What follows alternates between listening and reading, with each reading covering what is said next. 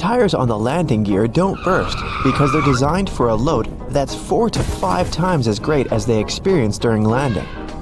The wheel itself might break, but the tire won't burst. This little tip based on people's psychology can help you choose the fastest line at the airport. If there are several lines at check-in, opt for the left one. It's believed that you'll get to the counter more quickly this way. Most people are right-handed and intuitively choose the right side. Your skin usually becomes a bit dry during the flight. This happens because of low humidity levels in the cabin. Bring a good moisturizer with you to keep your skin hydrated on board. Do you know that airplane pilots always eat different meals before a flight? This way, if one of them gets food poisoning, the other will be able to take control of the plane. Airplane tray tables are some of the dirtiest surfaces in the cabin, so make sure to wash your hands frequently. And clean that table with an antibacterial wipe to get rid of all those bacteria living there. If you're sitting in an aisle seat, you can have more space to stretch your legs out. Just push the button on the underside of the outermost armrest. This will move the armrest up, giving you more space for your legs and preventing the armrest from jabbing into your side. Here's a reason why they turn the lights off in the cabin. Passengers need to get used to the darkness in case an emergency landing happens at night. This way, their eyes are already used to the absence of light, which makes it easier to evacuate. Flight attendants ask you to open window shades so they can see what's happening outside. This way, they can choose the best way to evacuate passengers in case of an emergency. Almost all passenger planes are white, since this color best reflects the sun's rays and prevents the plane from heating up. Another good reason is that white paint is cheaper. Also, workers and engineers can easily notice any damage on a white surface. It's better to avoid making important decisions during a flight. Your brain doesn't get enough oxygen at such heights. This negatively affects its functioning. Chewing gum, hard candies, and mints can help you to avoid this annoying ear popping during takeoff and landing, but not because of the candy itself. You feel better thanks to the process of swallowing. Yawning helps too. As for the gum, it also helps get rid of that bad breath caused by the thin air at high altitudes, which pulls moisture right out of your body. Dry air can make you feel as if you're coming down with a cold. The air in the cabin dries out your nose and throat as if you have symptoms of a cold.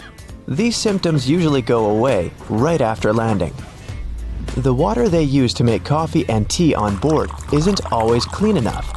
Yeah, many companies use very good water filters now, but still, it's better to ask for bottled water if you're thirsty. That tiny triangle on the aircraft wall over your seat means a lot for flight attendants. These triangles mark the windows through which you can see flashing indicators. Those signal the retraction of the landing gears and the closing of the flaps. Let's say the pilots find out there's some problem. In that case, a flight attendant rushes to the necessary window to check what's happening. But for passengers, this is just the best place for photos, since you can see the wings perfectly. Seats in the middle of the cabin above the wings are the best for you if you have motion sickness. This area is more balanced and shakes the least during turbulence. If you tend to get nervous during the flight, do some physical exercise not long before boarding the plane. A little workout helps lower your stress levels and makes your body release endorphins, the happiness hormones. Also, this physical activity compensates for the hours you spend sitting still. The turbines are located under the wings, since this makes it cheaper, faster, and easier to service the engines. Previously, they used to be placed in the tail. It required expensive equipment and much more time to repair. When they started installing the engines below the wings, ticket prices went down. Imagine you're flying in a hot air balloon. See the burner system installed under the gas bag, also called the envelope? It heats the air inside, which makes the balloon go up. So, turbulence is the same hot air but created by nature. When the air heats up, it rises a plane. When it becomes cooler, the aircraft goes down. And passengers feel as if they're riding a roller coaster. A stream of hot air left by another plane can also cause turbulence. It's common for most flights, but usually, turbulence is so light that passengers don't feel it. Do you know that planes can fly even after one engine fails? Pilots can control such emergency situations and land the aircraft safely. Passengers may feel a slight tilt during the flight, but in most cases, they don't even know the plane is flying with only one engine. Your eyes get oxygen straight from the air. It's not delivered by the blood. So your eyes can feel somewhat dry during the flight. Put eye drops in your bag. They'll help you keep your eyes moist. It's forbidden to carry large volumes of liquids on board because some hazardous substances can easily dissolve in water. If a plane has to land on water, its wings become a life-saving pillow. Empty fuel tanks help the aircraft stay afloat too. By the way, it can be from 10 minutes to 60 hours before the plane sinks. It all depends on the model, weather conditions, and the pilot's skills. Those smiling flight attendants you meet when you get into the cabin usually hide their hands behind their backs. They're counting people entering the plane to make sure that all passengers are on board. Despite all the words people say about airplane food, it's not actually so bad. The problem is your sense of taste. It's not so acute since the air in the cabin makes your mouth dry. It also dulls your sense of smell. That's why airlines add a lot of spices and salt to their meals. Is it true that your hair grows faster during the flight? Not really. Scientists haven't managed to prove it. This myth appeared in the first part of the 20th century when some passengers noticed that their stubble had grown longer during the flight. It's normal for people to get headaches during the flight, especially right after takeoff. You climb to an altitude higher than Mount Everest within about 10 minutes. These changes happen too fast for your body to adjust. Seatbelts on planes stretch across your stomach to save you from getting slammed against the ceiling in case of turbulence. When it happens, the aircraft starts moving up and down, and your waist belt holds you securely. And seatbelts in cars protect people from horizontal collisions. Airplanes have special protection from lightning. Even if it strikes, passengers won't feel it. Planes are covered with an aluminum coating that conducts electric current, but doesn't let it get inside the plane. Electronics and fuel tanks also have extra protection. Plane seats are so uncomfortable because airlines try to fit the maximum number of passengers on the plane. That's why there's so little space between seats. 2 additional rows means 12 more passengers. Also, companies make airplane seats lighter to save on fuel costs. Even seemingly insignificant extra weight can cost an airline thousands of dollars. And, by the way, your seat has a fire-resistant coating. It's necessary to prevent a fire from spreading in case of an accident. Airport workers transport unclaimed luggage to special centers. If the owner doesn't show up within 3 months, the baggage is put up for sale in specialized stores. You couldn't use your phone on an airplane in the past, since cell phones were really dangerous for navigation. Their radio signals could disrupt the settings in aircraft electronics. Oxygen masks fall down not only during strong turbulence, but also when the air pressure inside the cabin changes dramatically. Passengers are okay if they put on their oxygen masks, but in such cases are considered to be an emergency, and pilots do their best to quickly go down to a safe altitude so that passengers can breathe without oxygen masks. A TikTok user was flying home from New York City to Toronto, Canada, late at night and noticed one strange thing that turned into a viral video.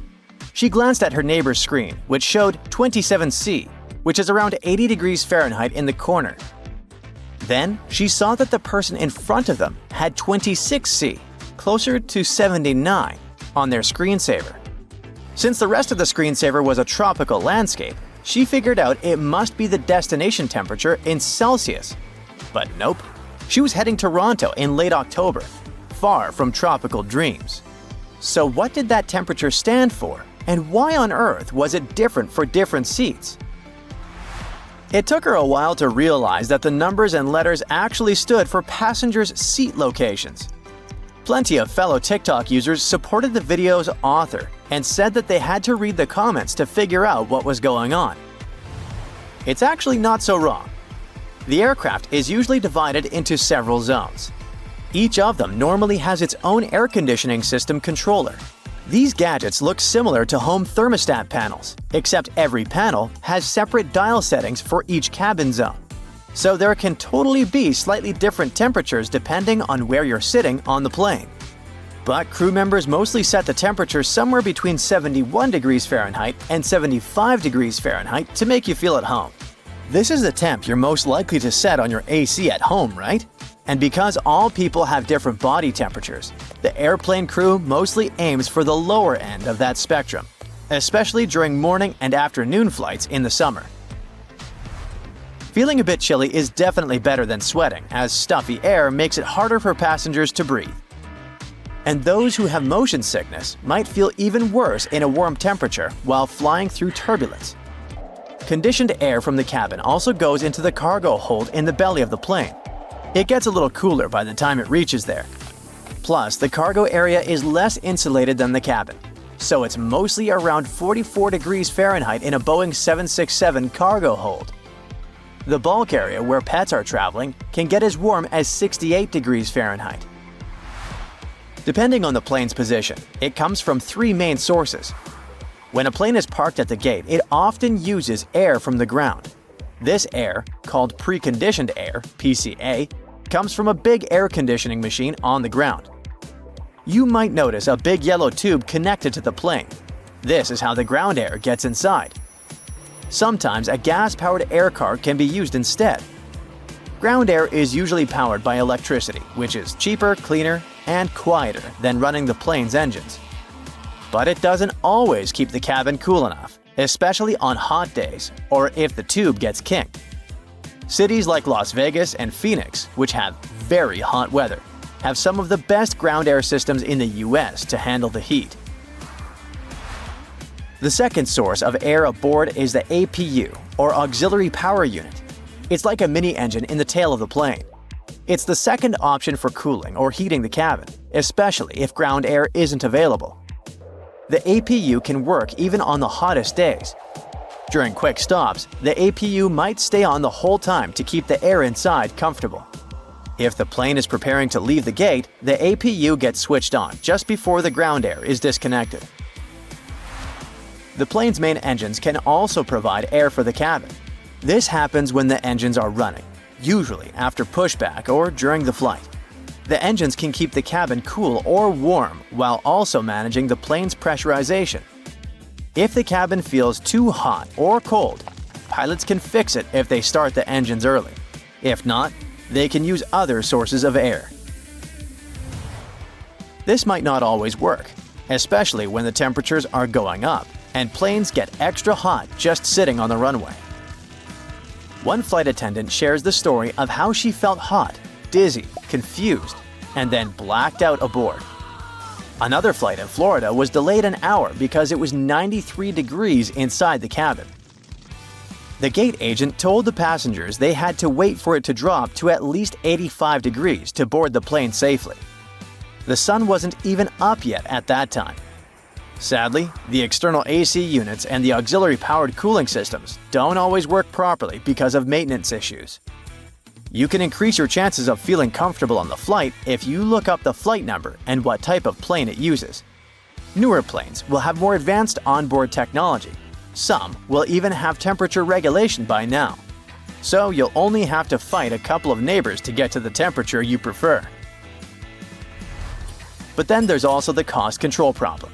Some airlines make their pilots save money on fuel and maintenance and won't let them use the auxiliary power unit and other engines while the plane is at the gate or on the runway. If they use too much fuel for AC on the ground, they might have to refuel later on. Another big problem with hot weather is how it affects takeoff. Planes are very heavy and gravity pulls them down to the ground. To get into the sky, they need lift, which is the force that opposes the weight of the airplane and holds it in the air. When the air gets hotter, it expands, which means there are fewer air molecules to push the plane upward. For every rise of 5.4 degrees Fahrenheit, an airplane loses about 1% of its lift. So, in really hot weather, it can be much harder for planes to take off. And if it gets too hot, it might even be impossible. The problem is especially tricky at airports in high places, where the air is already thinner, and at airports with short runways, which give planes less time to speed up. For example, at 68 degrees Fahrenheit, a plane might need a runway that's 6,500 feet long to take off. But if it's 104 degrees Fahrenheit, the same plane would need 8,200 feet of runway. In 2018, Because of a heat wave in London, they had to remove passengers from 14 flights. It happened at London City Airport, which has shorter runways than other airports in the area. So they have to take off at a steeper angle. It would have been impossible if the plane had been loaded to the max, and they would have had to use a lot of extra fuel to make it fly. On one flight, they had to ask 20 passengers to stay behind. Since no one volunteered not to fly to Ibiza, they had to choose them at random. This made the plane lighter and let it take off safely. Scientists have also noticed that headwinds that help the plane take off have slowed down by about 2.3 knots every decade. It reduced the maximum takeoff weight for planes. If you're more worried about the cold than the heat, there's some good news for you. Since planes fly at almost 40,000 feet above the ground, they can perfectly survive freezing temps of around negative 70 degrees Fahrenheit. They keep the fuel warm on the ground, and once the plane is flying, the engine heats it up, so it works perfectly even in the icy skies. Cold air actually helps planes fly better because it's denser than warm air, which means they can take off more quickly and fly more efficiently. But cold weather has its challenges, like ice and snow. If snow or ice sticks to important parts of the plane, like the wings, it can mess up the smooth airflow that helps the plane fly. To fix this, ground staff sprays the wings with heated antifreeze liquid to melt the snow and ice. When the plane is flying, the wings stay ice-free because the engine's hot air warms them up and the plane's speed prevents snow from sticking.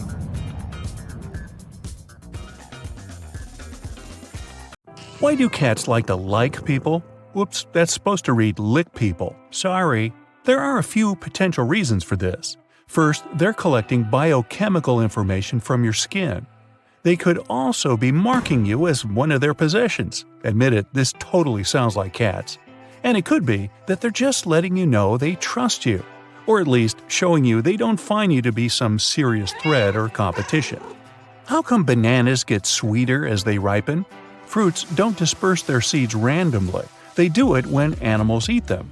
At a certain stage, they suddenly increase their sugar content, which is how they try to encourage animals to eat them at that stage, specifically when their seeds are mature. Mature seeds have developed special coatings that protect them when passing through the animal's digestive system. Do I have to paint you a picture? Why does our skin get wrinkly after we spend time in water? After 5 to 10 minutes in the bathtub, you will notice there are small wrinkles forming on your feet and hands. Scientists speculate that it could be the way our body gets a better grip when immersed in a slippery environment. Our wrinkly fingers improve our grip on submerged or wet objects. Also, they channel water away in a similar way to the rain treads on car tires. When you eat something really sour, you just don't feel it on your tongue. Sometimes your entire face contracts, so everyone around can see that you don't like the food you're eating. That specific sour flavor that causes this reaction is the result of the hydrogen ions that acids release when they mix with saliva. Yes, that's a mouthful of science. At the moment when your mouth detects this sign of an acid, it sends you a message in a pretty dramatic way, so you can't ignore it. It's an evolutionary response that made sense in the old times, because many of the plants that our ancestors found in nature and later wanted to consume were poisonous, especially plants with sour flavors. So even today, your taste receptors light up and your face twists in a way that is out of your control when you taste something like that. Like this. A lighter color on an airplane is actually heavier than darker paint. The color white requires a higher solid content than black to get the necessary saturation. And the higher the solid content is, the heavier the paint is going to be, which is why white paint is one of the heaviest. But white planes are more efficient than black ones, although this also depends on how you define efficient. The white paint reflects more sunlight than the dark one. Different colors absorb different wavelengths of light, and white objects heat up more slowly compared to darker ones. This results in a cooler interior, which is why it's easier for the entire plane to remain cool. If your hot tea tastes odd when you drink it out of a plastic cup, don't worry, it's not just you. You might imagine that the tea is dissolving something from the plastic, but this most likely isn't the case. The taste you perceive is not just the action of your taste buds. All senses are contributing here. That's why strawberry mousse has a sweeter taste on a white plate than on a black one. And you get the feeling chips are crunchier when you hear those specific higher frequency sounds as you eat them. Also, hot chocolate has a better taste when you drink it from an orange cup. We are kind of conditioned to drink hot tea from ceramic cups, which is why seeing it in a plastic cup subconsciously makes us expect vending machine tea that won't taste good. Flamingos often stand on one leg, and one theory says that's because it helps them conserve body heat. One piece of evidence for that is that they tuck one leg up more often in water than on land. Others believe this is how they save energy, not heat. These birds are definitely more stable on one leg when it comes to standing for long periods of time. That's because they can lock the tendons and ligaments in their legs in a stable position, which means their muscles don't have to work hard to stay in one place. Plus, it's actually a classic look, don't you think? Why do repetitive noises annoy us so much? It's simple. They're constantly attracting our attention so we can't focus on other things. We stop reacting to certain repetitive sounds like ticking clocks really quickly. But some are just too annoying, like a slowly dripping faucet. The reason why this bothers us so much is the lack of control. When you know you can stop the noise anytime you want, you won't find it that annoying. Why do all planets make circles around the sun in the same direction? It would be cool to go back 4.6 billion years. You'd be able to see that space wasn't empty back then, even though our solar system wasn't formed yet. There was a cloud of dust and gas in a place where, today, our sun and the planets are. This cloud was like a solar nebula, and it molded our solar system. Generally speaking, a nebula is a huge cloud of gas and dust that occupies the space between stars and helps form new ones, together with the planets that orbit them. When this nebula collapsed, its center became our sun, while the rest of the matter got together and created the planets we know today, together with their moons and the rest of the rocky bodies like asteroids. The matter was quickly rotating, and the process looked a bit like cheese dough flattening into a disk that was getting bigger and bigger. Since the cloud was moving in a certain direction to begin with, all of the planets retain the same orbital plane too. Something massive needs to happen to alter a planet's orbit and force it to go in the opposite direction around the sun. Why do some people have such a good singing range? There are 3 things that can affect the general range of sounds coming out of your mouth: the strength of your diaphragm, the size of your vocal folds, and the shape of the chambers in your sinuses. But making the sound beautiful is largely a question of practice. Practice? Yep. At the basic level, you hear a note and reproduce it with your voice. But the true difference between being able to just hold a tune and having a lovely singing voice is related to the thousands of small muscle contractions that are mostly unconscious. They adjust your muscle mechanism where you produce a voice with the emotions you have while singing. Like with other musical instruments, a wider finger span can help you while playing the piano. But the rest is learning those subtle things like pressure on the keys and timing. Now, why do dogs hear higher pitches than us? Humans hear frequencies up to approximately 20 kHz, and dogs up to 45 kHz. Nearly all mammals can hear higher frequencies than other vertebrates. Birds hear up to 12 kHz, and reptiles, amphibians, and fish up to 5 kHz. Mammals don't need to hear high frequencies to communicate with each other, but so they can locate where a certain sound is coming from. The special way of hearing that mammals use, binaural spectral difference cueing, works in a way that our brain compares the frequency range of a sound as it gets to each ear. Head shadows one ear, so some of the frequencies get absorbed, and our brain absorbs higher frequencies more than lower ones. And the smaller the head, the less effect it has on lower frequency sounds. That's why the animal must be able to hear high frequencies to hear a wider spectrum of sounds. A mouse needs to hear up to 90 kHz, and an elephant is fine with just 10. Dogs have smaller heads than us, so they're in the middle category. Why are oceans salty? Well, chemically speaking, salt is sodium chloride, and the salt in the ocean isn't just these two, but many other ions like calcium and magnesium. Most of these start out like rocks on land. Certain things like wind and rain erode these rocks, which basically means they gradually wear them away. So we can say most of the salt in the ocean comes from rocks. Minerals from these rocks leach into streams and rivers. They carry the salt away into the ocean. About 85% of the ions in the ocean are sodium and chloride, while magnesium and sulfate make up around 10%. And some of the salt that ends up in the ocean doesn't stay there. Animals consume a lot of it. But because of a steady supply of runoff from the surface, levels of salinity are pretty much constant.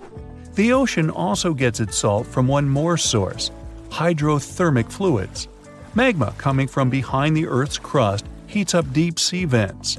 When they get hot enough, they lead to chemical reactions between the seawater and all the minerals from the rocks around the vents.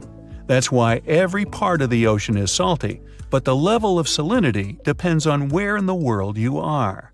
So take that with a grain of, you know. Now, here's something scary. You're hanging in the air at an altitude of 30,000 feet. Frightening? Okay, let me make it better. The altitude is the same, but you're inside a large metal tube of an aircraft. Your flight is a really long one, and now, 6 cups of water later, you feel the urge to visit the bathroom. But the line is so long. Suddenly, a rather geeky thought bubbles up in your mind. Each of these people is going to flush the toilet after using it. But how can a plane carry so much water? And where does all that waste go? Surely it doesn't get dumped mid-flight upon pre-selected cities along the way, splattering all over the ground and… Okay, that's enough. One pilot has revealed the secret. All the waste goes through special plumbing to the rear of the plane. There, it's stored in sealed compartments. When the plane arrives at its destination, the ground crew removes all that waste. On a long-haul flight, toilets can be flushed more than 1,000 times, which creates up to 320 gallons of waste. Now, about that water. Have you ever seen a toilet bowl filled with water on a plane? No. That's because on a plane, you use a vacuum toilet. It's not your regular home toilet bowl filled with water. When you flush this good old toilet, a siphon drains the bowl and gravity then carries the water further into the sewer system. But this approach won't work on an aircraft because it's moving. The water would splash out through the whole flight, especially when the plane is flying through a region of turbulence. But if there's no water, you can't use gravity or siphon to empty the toilet bowl. Instead, when you flush, a valve opens in the sewer line, and the vacuum pulls the waste out of the bowl into a special tank. And since the vacuum does all the work, there's almost no need for water, or rather bright blue sanitizing liquid they use in planes. That's why such a system needs just half a gallon of fluid or even less for one flush. In comparison, a water-saving toilet uses 1.6 gallons, and a regular toilet needs 5 gallons of liquid. Okay, we figured out how planes deal with all that waste accumulating during the flight. But let's imagine another situation, a cracked cockpit windshield. The thing is, such a windshield consists of 2 panes of thick glass with a plastic layer for heating in between. Either of these panes can hold the full pressure if something happens to the other.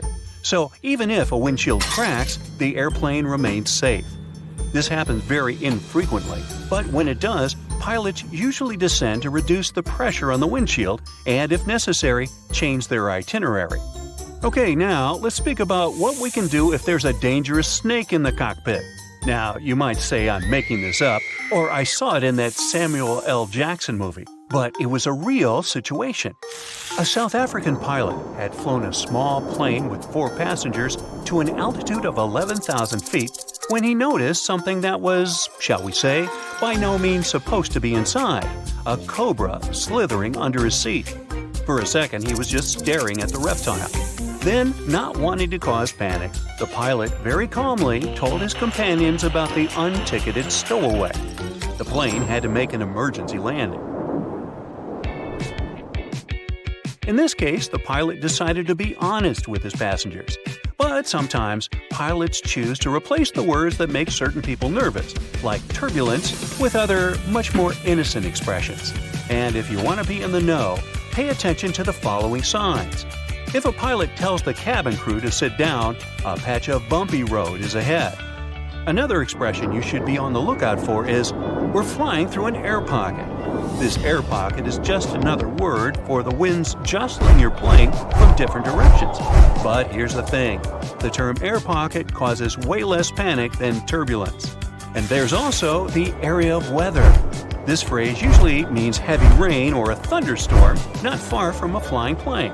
So don't be surprised if your captain says, "There's an area of weather ahead, we're going to fly around it." Oh, and since we started on the mysterious language pilots use, here are some more examples.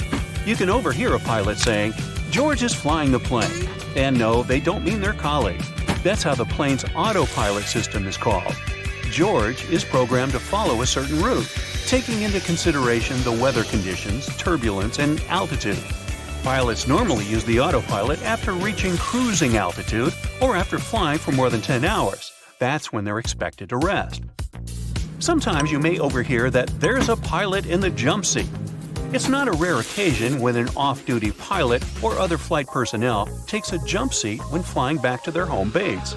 Federal Aviation Administration inspectors can also travel in fold-up seats. Some airlines may even offer jump seats to pilots working for other companies. Also, if you were wondering, there's no connection between the jump seat and actually jumping out of the plane itself. Now, if your first flight has arrived late and you're in a mad rush to catch your connecting flight, you're called a runner. You might overhear crew members or ground staff saying, "Runners are on the way." It means you're waiting for some transfer passengers. Unfortunately, if a flight has a strict departure time, it may leave without runners.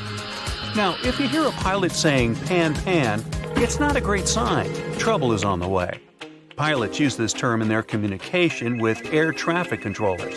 This is the signal, which means that something has gone wrong with the flight and the cockpit crew needs immediate attention. When other pilots who are using the same radio frequency hear this signal, they stop all their communication and let the pan-pan pilot get their message through. 359er. Nah, it's not some mega secret code.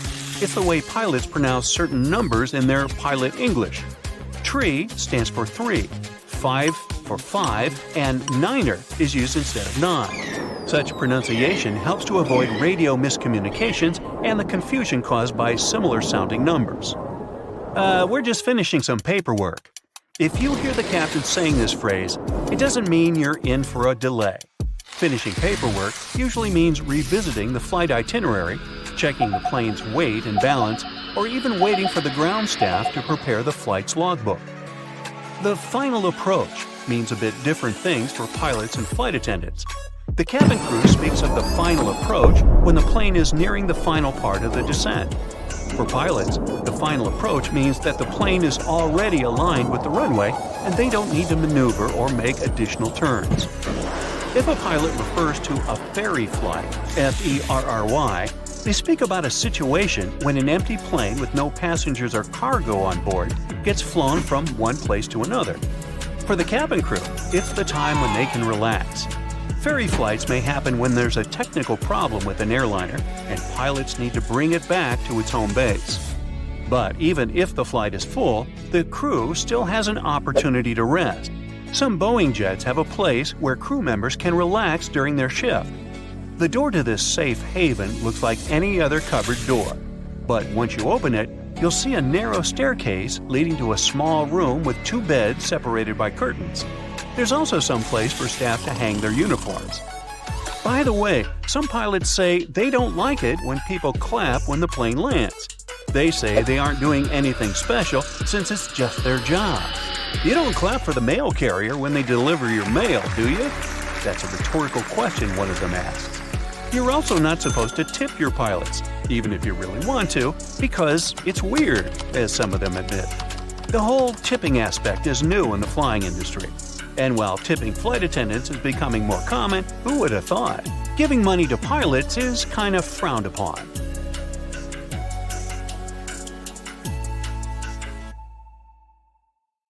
You get on any airliner and notice the captain always sits in the left seat and the co-pilot on the right. And that's not by accident. The reasons could be historical. One theory goes that the first air forces were recruited from cavalry officers. They used to wear swords on their left side, so it was more comfortable for them to mount horses from the animal's left. When we eventually went from horses to metal birds, the tradition stuck. Another theory involves trains. The first international air route connected London and Paris. During this flight, pilots navigated by following the railroad. History has it that once, when the weather was especially bad, two planes collided because both were flying over the tracks. After that, it was agreed that the aircraft would fly on the right side of the track. Pilots had to sit on the left side of the plane to see how much clearance they had with oncoming aircraft on their left. As for helicopter pilots in command, they usually, but not always, sit on the right. Copters are more unstable than airplanes. That's why pilots prefer not to let go of the cyclic stick. This stick controls the helicopter's direction and altitude. The cyclic stick sits between the pilot's knees, and they use their right hand to hold onto it. The pilot's left hand moves the lever that changes the blade's pitch and presses other buttons on the central console. By the way, both seats have full control of an airplane. There are no regulations specifying which seat the captain and co-pilot should occupy. The co-pilot is just as experienced and capable of flying a plane as the captain. The captain often flies the plane to its destination, and the co-pilot operates it on the way back. Pilots are tested every 6 to 8 months. They use flight simulators and practice all kinds of emergencies. After that, examiners assess them. Safety and technical tests and medical examination also take place regularly. An extra seat in the cockpit behind the pilots is for inspectors who monitor the flight. This seat is also called a jump seat because when you get up from it, it folds up right away. Yep, a lot like movie theater seats. If you're a nervous flyer, pick a seat in the middle of the cabin if possible. Turbulence mostly affects the front and rear parts of the cabin. The middle section, which is over the wings, doesn't get shaken that much. Imagine the plane like a big teeter-totter. Similar principle when it comes to turbulence. Choosing a window seat, you get an opportunity to see how the airplane wings flex and flap. They're designed to move this way. If the wings were stiff, they would snap off once turbulence hit the plane. Well, that's comforting. In most cases, turbulence only drops you a couple of feet down, even though it might feel as if you're falling from the top of the Empire State Building. Woohoo! If the turbulence is strong enough for pilots to ask flight attendants to sit down, the plane can go 10 to 20 feet down. The most extreme white-knuckled turbulence is super rare, but it can make the plane drop 100 feet. Two flight attendants stood in the galley, smiling at each other as the plane prepared for takeoff. Usually, it would be a hectic time, ushering passengers in and settling them. Yet, this is a time for fun. Their flight is a ghost flight, devoid of passengers. If you ever wondered what the crew gets up to on empty flights, you're about to find out. They took a serving tray each, but had no intention of preparing food and headed into two separate aisles. It's aisle surfing time. The engines fired up as the plane rolls from the terminal to the beginning of its designated runway. The attendants place the trays on the floor and stand on them. They held on to the seats and awaited takeoff. They're laughing as the plane quickly accelerates. In no time, it's hurtling down the runway. As it rises into the air, the interior tilts. They let go of the seats, and as the acceleration continued, so did they, straight down the aisle. The first person crashes out on row 8, while the second continues until the end. A new personal best. Victory is sweet. While it does sound over the top, according to a safety trainer on the travel forum of Cora, aisle surfing is a real thing. The faint of heart could take the softer option to sit on the tray as it slides downwards. The imagination fires as to what else they may get up to. Laps around the interior, cartwheels down the aisles, skipping. They have a closed air cinema with their colleagues, air discos or karaoke on board of the plane. If you're a flight attendant and your crew wants to party, choose a song on the seat screen and take the announcement mic. Your colleagues are waiting. There are no passengers around to watch your dancing. You can do anything. The sky is the limit. A crew member made a viral video while singing in the aisle of an empty plane. Millions have watched the quirky video. It's a shame there were no passengers. It would have been excellent entertainment. Some have even said they ate food designated for passengers. However, anyone admitting to such conduct or being caught would see them face immediate dismissal, even with a new surfing record. You may be wondering why there would be a ghost flight in the first place. There are many reasons. In Europe, airlines must fulfill their obligations and continue the flight even if no passengers are on board. Similar legislation exists in America. There are time slots that allow for takeoff and landing. The European Commission has a use it or lose it rule. If airlines don't comply at least 80% of the time, they risk losing their slots to the competition. Aircraft also can't be left at the airport overnight, as you might with a car. Sometimes they need to be prepared for storage and returned to a particular location. In some situations, airlines continued flights and used passenger jets to transport freight instead. This type of proactive thinking has saved the financial lives of some companies. When you hear the term ghost flights, you may be thinking something a little spookier, like in a horror movie. And you'd be right, there have been actual documented ghost flights. In 1943, a flight on a combat mission disappeared following a raid on Naples. In Libya, the wreck was discovered, but not until 15 years later. None of the crew was found.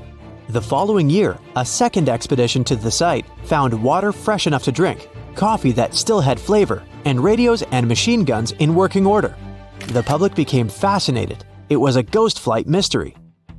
For most flight attendants, their everyday experiences aboard an empty plane aren't particularly spooky or as much fun as our aisle surfers. They're far too busy for all of that. Your typical plane will land, and the passengers depart, leaving behind quite a mess. Not everyone is as tidy as you and I. At this point, the cleaners race on board, vacuuming floors, picking up rubbish, and wiping down all surfaces so that the new passengers have an excellent clean environment. The cleaners must work fast. They have a deadline. The plane must be ready to take off again in under 80 minutes, sometimes a lot less, depending on the aircraft. This time is called turnaround. The more extended the plane sits on the tarmac, the less money the airline makes. They want to make the turnaround to be as short as possible. Time is money after all. While the plane is being cleaned, the ground crew are refueling.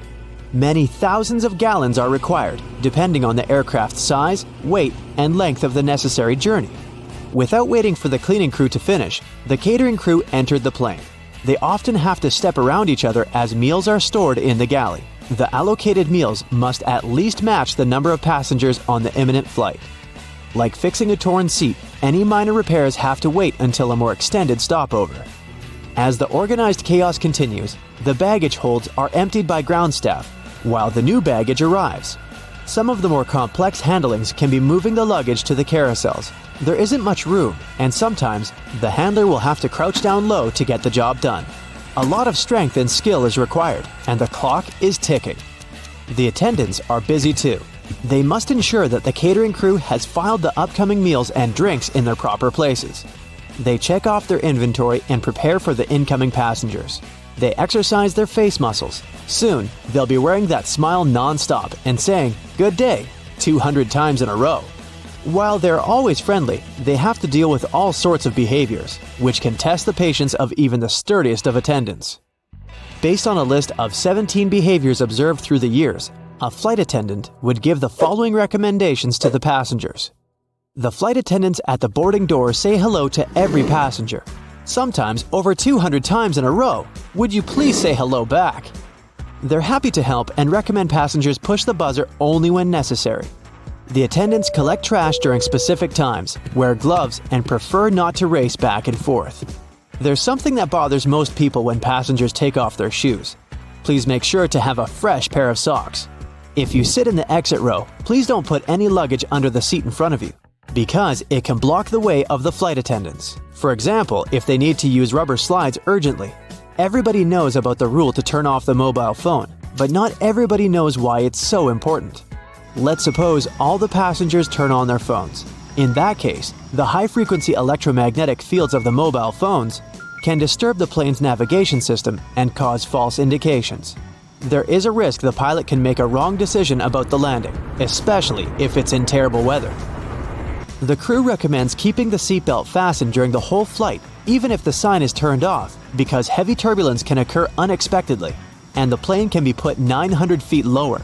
You can loosen up your belt to feel comfortable, so the flight attendants will be happy you're safe. Passengers get into a confined space on board an airplane and may unconsciously begin an instinctive struggle for a place under the sun. Please keep in mind that this is a temporary condition. Treat each other with respect, and keep your seat back straight while the food is served. or when your neighbor gets to the seat. Passengers sometimes leave their headphones on while conversing with a flight attendant. The attendants may ask the passenger if they want refreshment, and they might get a blank stare in return. Would you mind taking off your headphones? Something that happens on every flight is when the plane is about to take off and someone decides that they want to go to the bathroom. It's all about good timing. Preferably not when the plane is hurtling down the runway at full speed. Please wait till the takeoff is over because it may be dangerous. While their job can be tiring, fortunately for us, flight attendants are patient, kind, and friendly people. They push on regardless of how tired they may be. International flights in particular can be long, taxing affairs. So, who could blame them if they find themselves on a ghost flight and decide to let their hair down, aisle surfing a bit with pleasurable distraction? And what would you get up to if you happened to find yourself on an empty flight? Pilots can't eat similar meals when they're working. Imagine that you're on a transoceanic flight. The airplane is flying over the Pacific Ocean. Flight attendants deliver the dinner meals. Everyone is enjoying the pasta. The sauce tastes a bit funny though. That's probably okay. After all, you are eating an aircraft meal. It can't taste like a 5-star chef plate. Time goes by. Oh no! You were right! Something was indeed wrong with the food. But if all the passengers have the same problem, so do the pilots.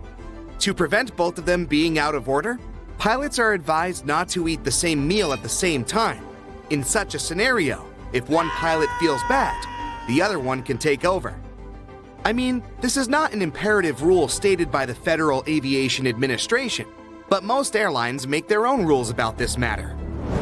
Flight attendants have access to hidden equipment, such as a defibrillator, supplemental oxygen, a fire extinguisher, and duct tape. But probably the most interesting gear they have is handcuffs. These objects are there to protect passengers from others, and sometimes from themselves. Turns out that flight attendants have everything they need to defuse a troublemaker. Aviator sunglasses look cool on pilots in movies, but in real life, they don't wear polarized glasses. First off, they have a glare-reducing effect. This can cause some trouble in the cockpit. A pilot has to read instruments, but the stuff in the cockpit, such as LCD displays, emits polarized light. So a pilot with those cool polarized glasses can't read the displays with 100% efficiency. Pilots shouldn't wear these glasses simply because of safety concerns. Imagine a shimmer of glare coming from another plane's windscreen, but the pilot missed the sign because of polarized sunglasses. Ever noticed a hole in the tail of an airplane? Well, most commercial airplanes have it. Next time you get into an airplane, take a closer look. The hole has a fancy name, Auxiliary Power Unit. It looks like a hole from the outside, but that is actually a hidden turbine engine. Most of the time, the APU will remain off for the entire flight. It will start working when the plane lands. It provides power to the cabin lights, air conditioning, and cockpit electronics. Don't underestimate the APU's power, though. It can also provide the power required to start the main engines. You've watched a Brightside video and learned what the APU is. A perfect icebreaker. Unfortunately, you're not in a chatty mood. You just want to take the plane, land, and start your vacation. Yet again, there is only one door to board. You are at the end of a queue. Why don't planes generally have multiple doors?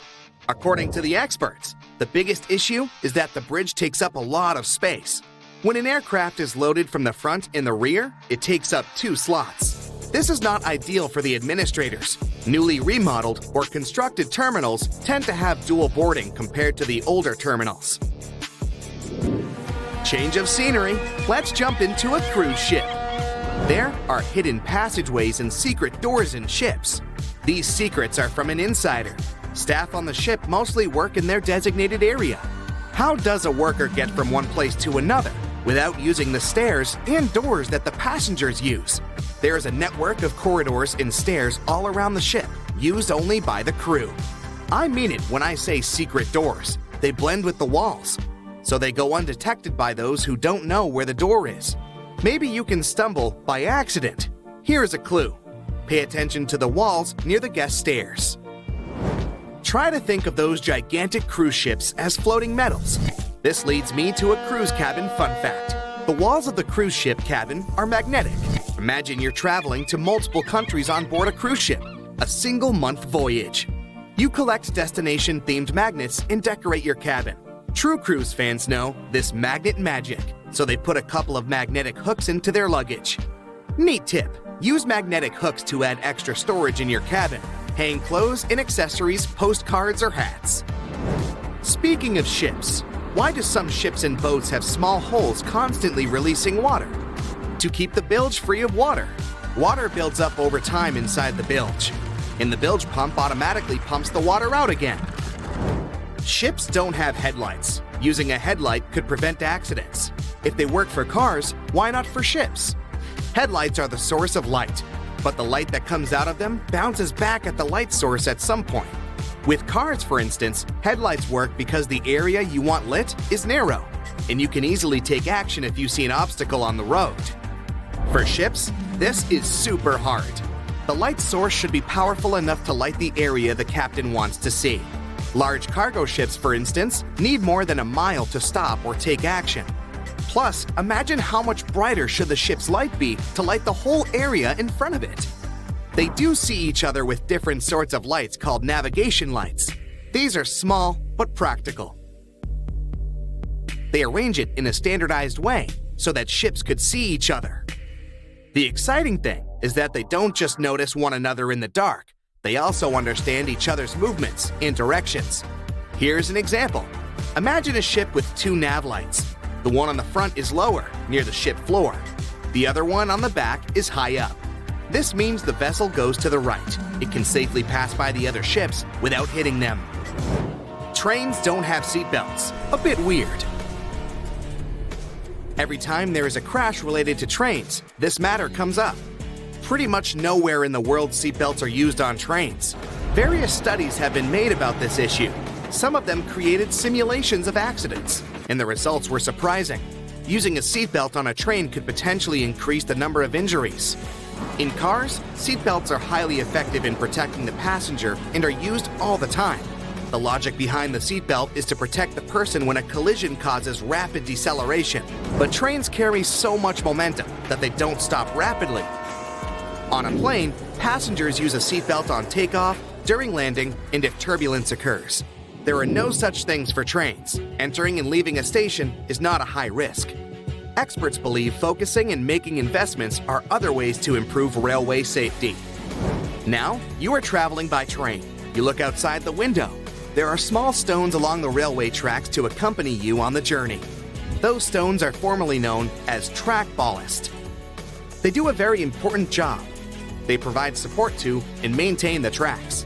They're not there by mere coincidence, though. Now look at the stones closer. You can notice that there is no single smoothly cut stone on the tracks, because they're not regular stones randomly poured at the rails. Each rock has sharp and abrupt edges. Sharp edges hold on to each other. They protect the railroad from harsh concussions. They facilitate water drainage in heavy rain and keep down the grass and other weeds. Now imagine replacing those with round pebbles. They will slide down. Eventually, the ballast will spread out and tracks will fall apart. The last thing you would want, especially if you were a passenger on that train. Oh boy, you take your seat on the plane and look around. It's a large aircraft, spacious and new. You look up. Something draws your attention to that small compartment above your seat that contains your oxygen mask. Come to think of it, you've only ever seen it during the in-flight safety demonstrations. Maybe it's for the better, you think, and relax into your seat. Screaming and powerful jerks are what wake you up. One of the flight attendants is saying something in an urgent voice, but still disoriented after your nap, you can't catch the meaning of the announcement. And then, right in front of your face, you see an oxygen mask. Uh-oh. You place the mask over your face. You did pay attention to the safety demonstration, Then you grip the armrest and close your eyes, trying to calm down, however impossible it sounds. But do you know what's going on inside your oxygen mask? Well, let's talk about it. An oxygen mask deploys automatically in case of loss of cabin pressure. It might happen for several reasons. For example, some problems with the fuselage or malfunctioning of the valves pumping air into the plane. But most of these incidents aren't life-threatening if the masks deploy as they're supposed to. The problem with the air above 10,000 feet is that it contains too little oxygen for people to breathe. That's why, once a plane rises higher than that altitude, the pressurization system springs into action. Its main task is to create the same breathable conditions as at the height of 5,000 to 8,000 feet. Now, if, for some reason, this system fails, oxygen masks drop. If this happens, it's crucial to put your mask on within the first 18 seconds after it deploys. If you procrastinate, you'll feel the effects of hypoxia, low oxygen levels in your blood, very fast. You'll become drowsy, and if you keep ignoring your oxygen mask, you're likely to pass out. Anyway, you acted fast and can now breathe freely. But for how long? And is it really oxygen that you inhale? Well, first of all, you notice with horror that your mask doesn't inflate. No worries, it shouldn't. It's supposed to rise and fall along with your breathing. So everything functions perfectly fine, even if it might seem it's not working. Now, hold on to your hats, here's shocking news. There isn't actually any oxygen in the mask. Instead of the gas, there are several chemicals. When they combine, they mimic good old breathable oxygen. The main reason for using the chemicals is safety issues. This mixture is way less combustible than oxygen tanks. Anyway, the chemical reaction that is happening in a deployed oxygen mask is the reason why you might smell something burning when putting it on. That's the chemicals mixing and forming the new substance. In case of a real fire, your mask simply won't drop. The chemicals inside can, unfortunately, fuel the flames. Oh, and don't forget that in your mask, there's only enough oxygen for 20 minutes at the most. This time is usually enough for the plane to get down to the necessary altitude. When the chemicals in the mask are all used up, the mask stops the flow of air. But by that time, you're already at an altitude where you can breathe without additional help. By the way, oxygen masks are not used too often. On U.S. Airlines, it's only been 2,800 cases over a period of 40 years. In other words, additional oxygen was necessary a mere 10 times per 1 billion flight hours. The average cruising altitude of a commercial aircraft is 31,000 to 38,000 feet. Why can't planes climb higher than that? Well, it's not that they can't, they simply don't. Because pilots can't count that high. No, not really. It's because if they did go higher, there would be serious safety issues. First of all, if a plane is flying very high, it takes much more time to get back to a safe altitude. During an emergency, like rapid decompression, when every second counts, it can become a serious issue. Plus, while traveling at altitudes higher than 38,000 feet, planes can't communicate with the ground services as well as they do when flying lower. At lower altitudes, planes can also partially rely on wind, and if they rise too high without any additional support, they waste too much fuel to stay in the air. Once a plane climbs too high, the air can't provide enough lift to keep the machine going. The lift is created by the difference in air pressure, but at high altitudes, this difference is simply not enough. Air may not look like something real because it's nothing material, like metal or plastic. And still, it's one of the things that keeps planes aloft. Let's say a plane is heading for space. Ooh! It has large, cleverly designed wings and super powerful engines. But the higher it goes, the thinner the air becomes until there's hardly any air left. And then nothing can support the plane and help it go further if there is a near vacuum around.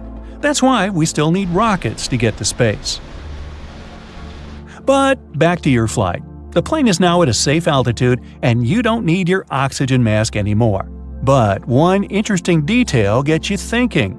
Throughout the entire ordeal, you didn't hear the pilots mention the details of the emergency even once. Well, that's because pilots are always very careful with what and how they say.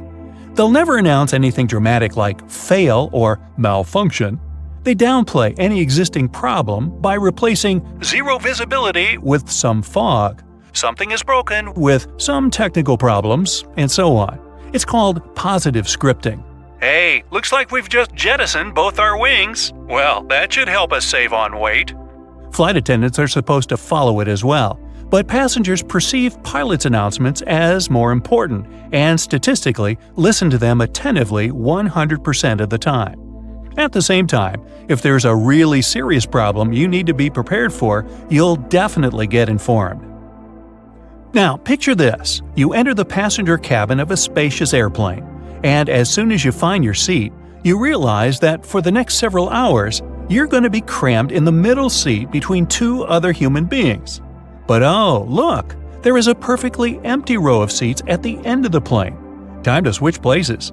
But what you need to keep in mind is that by doing so, you might endanger the safety of the whole plane. Really?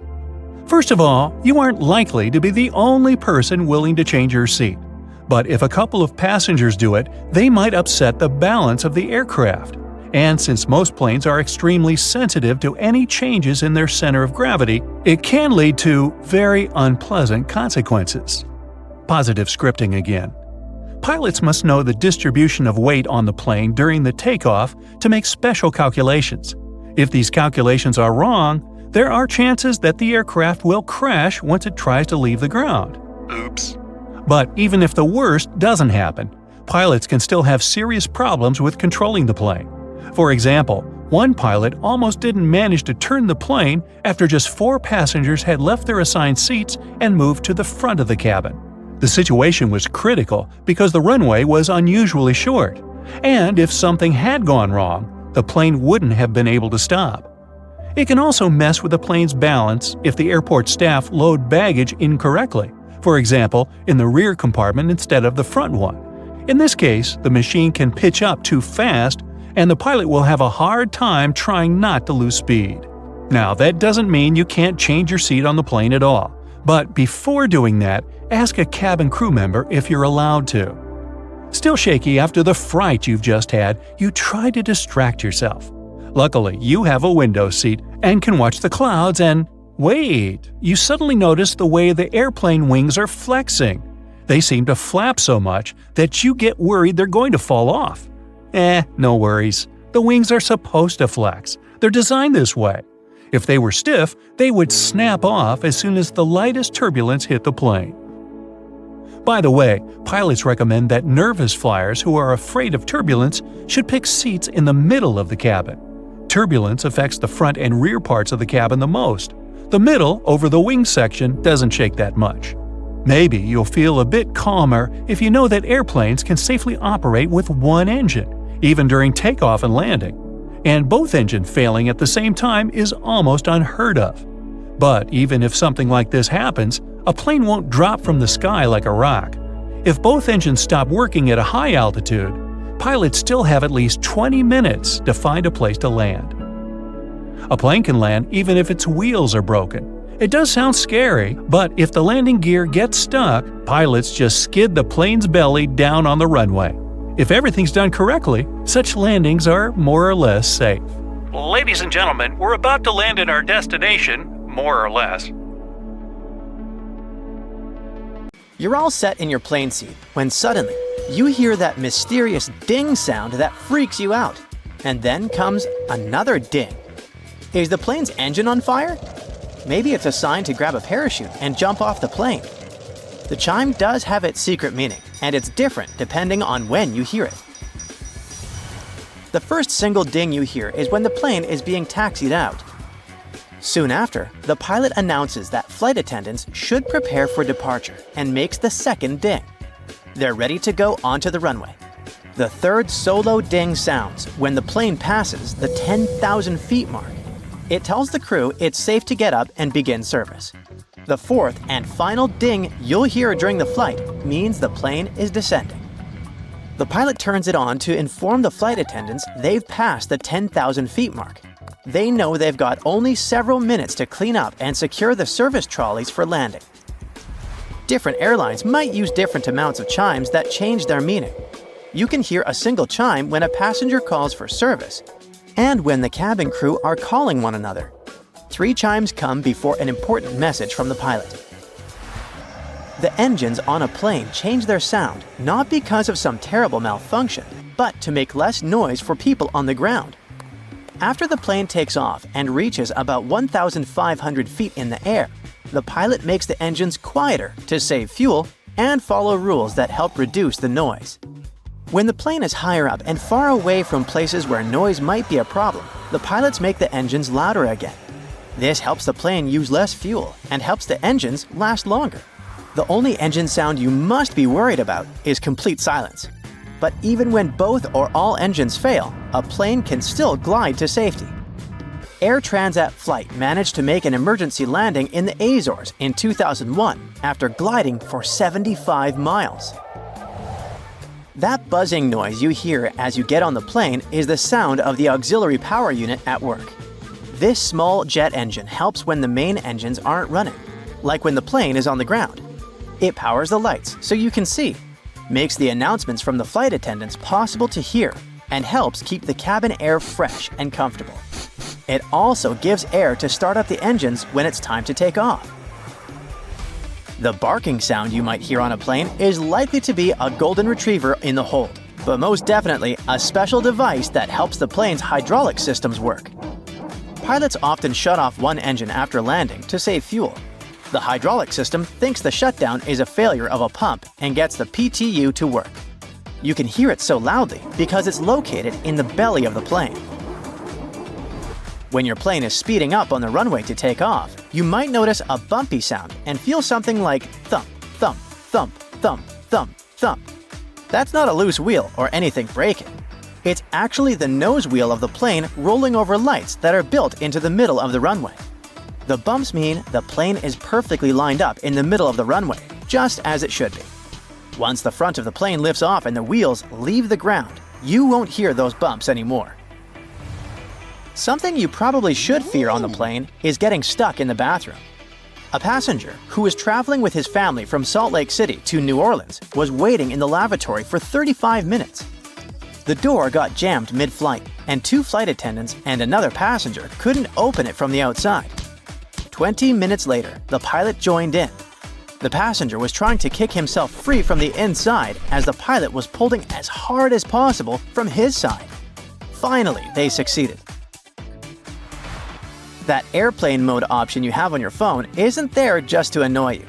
If you don't activate it while flying, your plane won't crash and it won't mess with the systems on board like they tell you. But if you're on a full plane with over 100 people and just 4 or 5 passengers ignore the warning and try to make a phone call, the pilot won't be happy. Your phone sends out radio waves when you try to make or receive a call. These radio waves can mess up the headsets the pilots are using. One pilot shared a story about how they were flying out of San Francisco, and he was getting important directions when he heard a mosquito buzzing in his ear. Nothing bad happened, but it did feel annoying and could potentially lead to trouble. You can't open your passenger window on the plane, but there's one secret window on board that opens and closes on some plane models. It's in the cockpit, on the right side of the plane. A pilot can open the window when the plane's speed is under a certain limit. In theory, they wouldn't manage to do it at cruising altitude anyway because of the huge pressure outside. So, pilots use it to breathe some fresh air while on the ground. And it also opens in emergencies for pilots to escape. Airports also have some secret features, like VIP terminals for those who can afford them. Celebrities use those to get on the flight without the regular pre-flight hassles and unwanted attention from their fans. The Los Angeles and Atlanta airports have special terminals called the Private Suite. They say it normally takes 2,200 steps from car seat to plane seat, and only 70 steps for their members. You can become one for a fee of $4,850 per year. You'll need to pay extra for every trip you take. There are private suites with bathrooms, a food service pantry, a 2-person bed, and a runway view. Oh, and you got your private TSA screening and a staff of 8 people to take care of you.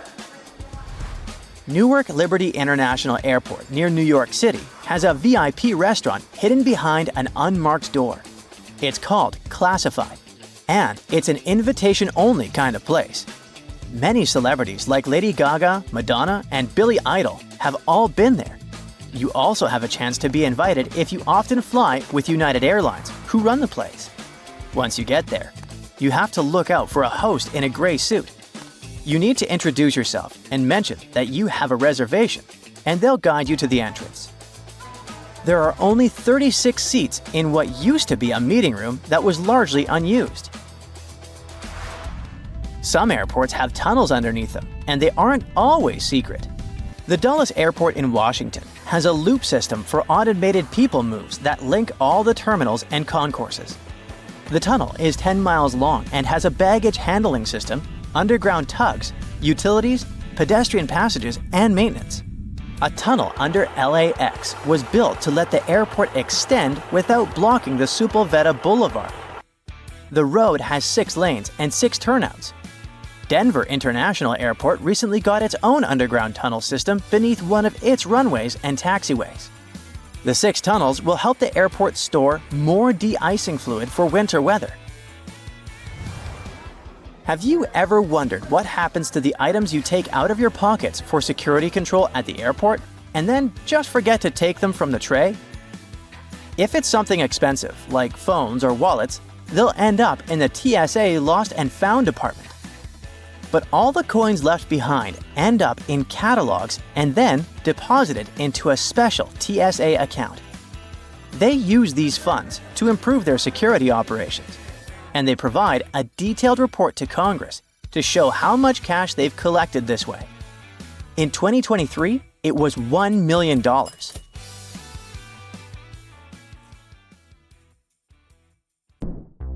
All right, window seat on a flight to Hawaii. You get comfy and are about to have the flight of your life. As it goes on, you look out to the darkness and can't even see the clouds as you're cruising above the ocean. You notice that the flight attendant is asking everyone to shut the shades on the windows, including yours.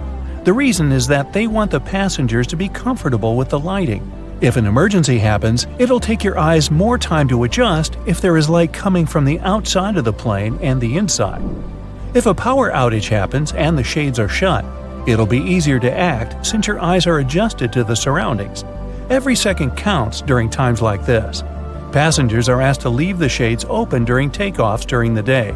And during a day flight, the cabin crew also asks passengers to leave the shades open so that the natural light outside illuminates the plane's interior.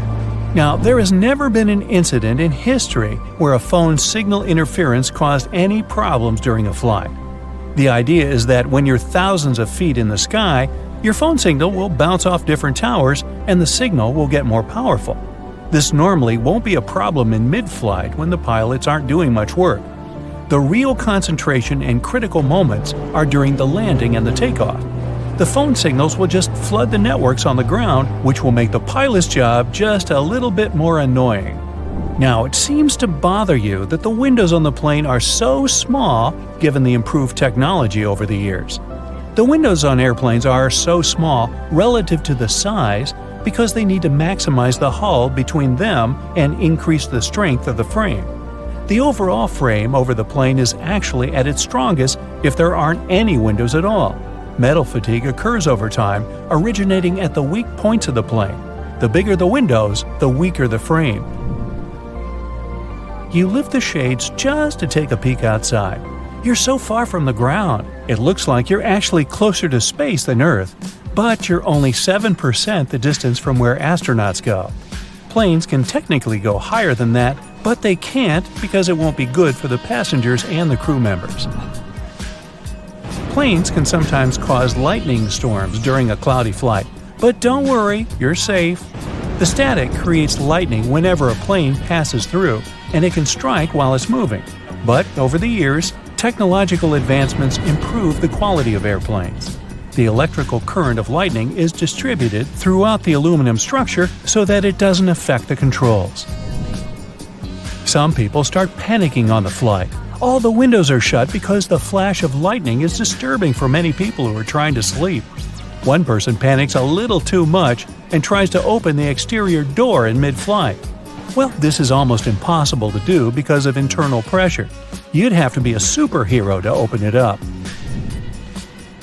The plane exits the cloud cluster back into normal sky.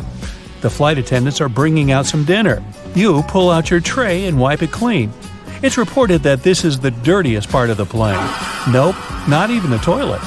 After cleaning it, they serve some chicken and little veggies on the side. The smell is incredible, but when you take a bite, it somehow doesn't taste as good. It's because the difference in air pressure and the low humidity alters your taste buds, especially the sweet tooth part and the salty buds. Only a few hours left until you arrive at your destination. You wake up, and the flight attendants ask you to put on your seatbelt and tuck in your tray. The plane lands and parks. You're the last one out and make your way to the baggage claim. The conveyor belt rotates, but you don't see your bags. When flights lose your baggage, there's a pretty good chance that they're still in the location where you traveled from. Occasionally, they can end up on other flights due to human error. The flight agencies can recover your luggage if you file that they're missing. You read the signs on the flight destination screen showing the arrivals and departures. These signs are written in 3 specific fonts so that people can read them from afar while walking. As you continue walking, you stare out into the large window panels. These windows are made of special material. It makes you feel like you're closer to your plane than when you look through regular ones. You notice they're driving the bags to the planes for loading and refueling them before takeoff. They fill up the planes with just enough fuel to take them to their destination, rather than pumping them with a little extra. That's because they need the planes to be as light as possible since fuel is heavy. You head outside and feel the hot wind of Hawaii in your hair. It's only a matter of time before you're dipping your feet in the ocean water. You try to find a taxi, but they're all taken. Taxis are yellow because a salesman in 1907 had a lot of cars in his lot and didn't know what to do with them. He decided to start a taxi business to make use of those idle cars. To make them stand out from the rest of the cars, he decided to color them yellow. According to a survey, yellow cars are the easiest to spot on the street. School buses also use yellow to stick out from the crowd. Colors are important in our daily lives, just like the colors of a traffic light or the flashy red color of a stop sign. But it wasn't always red. In the early 1900s, the red dye wasn't consistent and faded over time, so they used yellow instead. In the 1950s, they finally started using a red color that didn't fade away and white lettering for stop. Well, you finally find a cab and enter. You're so tired and decide to shut your eyes for a bit. Scientists still don't know why we need sleep, but it has to do with resting our brains so that we can function for the next day. You get stuck in traffic and are jolted up by the sound of honking cars. You look out the window and see the ocean filled with people. Instead of waiting in the taxi, you pay your fare, grab your bags that the airline finally found, and head down to the beach. You dip your feet and pick up a large seashell. You put it against your ear to hear the ocean. Of course, you don't exactly hear the ocean, but different frequencies of the ambient noise inside the shell echoing around. The sound just happens to resemble the ocean.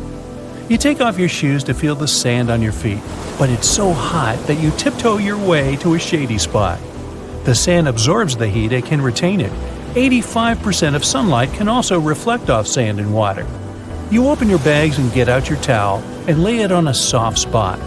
Even though you're sitting in some shade, you're still at risk of getting a sunburn.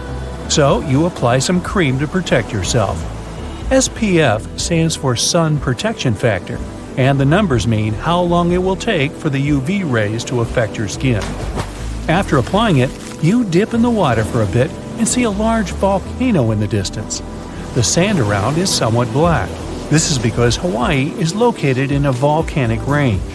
The color of the sand is determined by the location, environment, and source. Most of the sand in the world is made up of quartz and trillions of particles that used to be rock. The deserts of the world used to be forests millions of years ago, but due to climate changes, everything turned to sand. Some parts of the Sahara Desert still have some geological formations suggesting that there used to be large rivers in the region. Not to mention the discovery of aquatic dinosaurs found in those ancient dry rivers. You're finally settled and sipping on a punchy drink. You see some people surfing the large ocean waves. Surfing was technically invented in Hawaii and later became a popular water sport worldwide. You hang out for a bit until sunset and then head to your hotel to take a long shower. Water was not invented in Hawaii, although it is surrounded by it. It's, an island.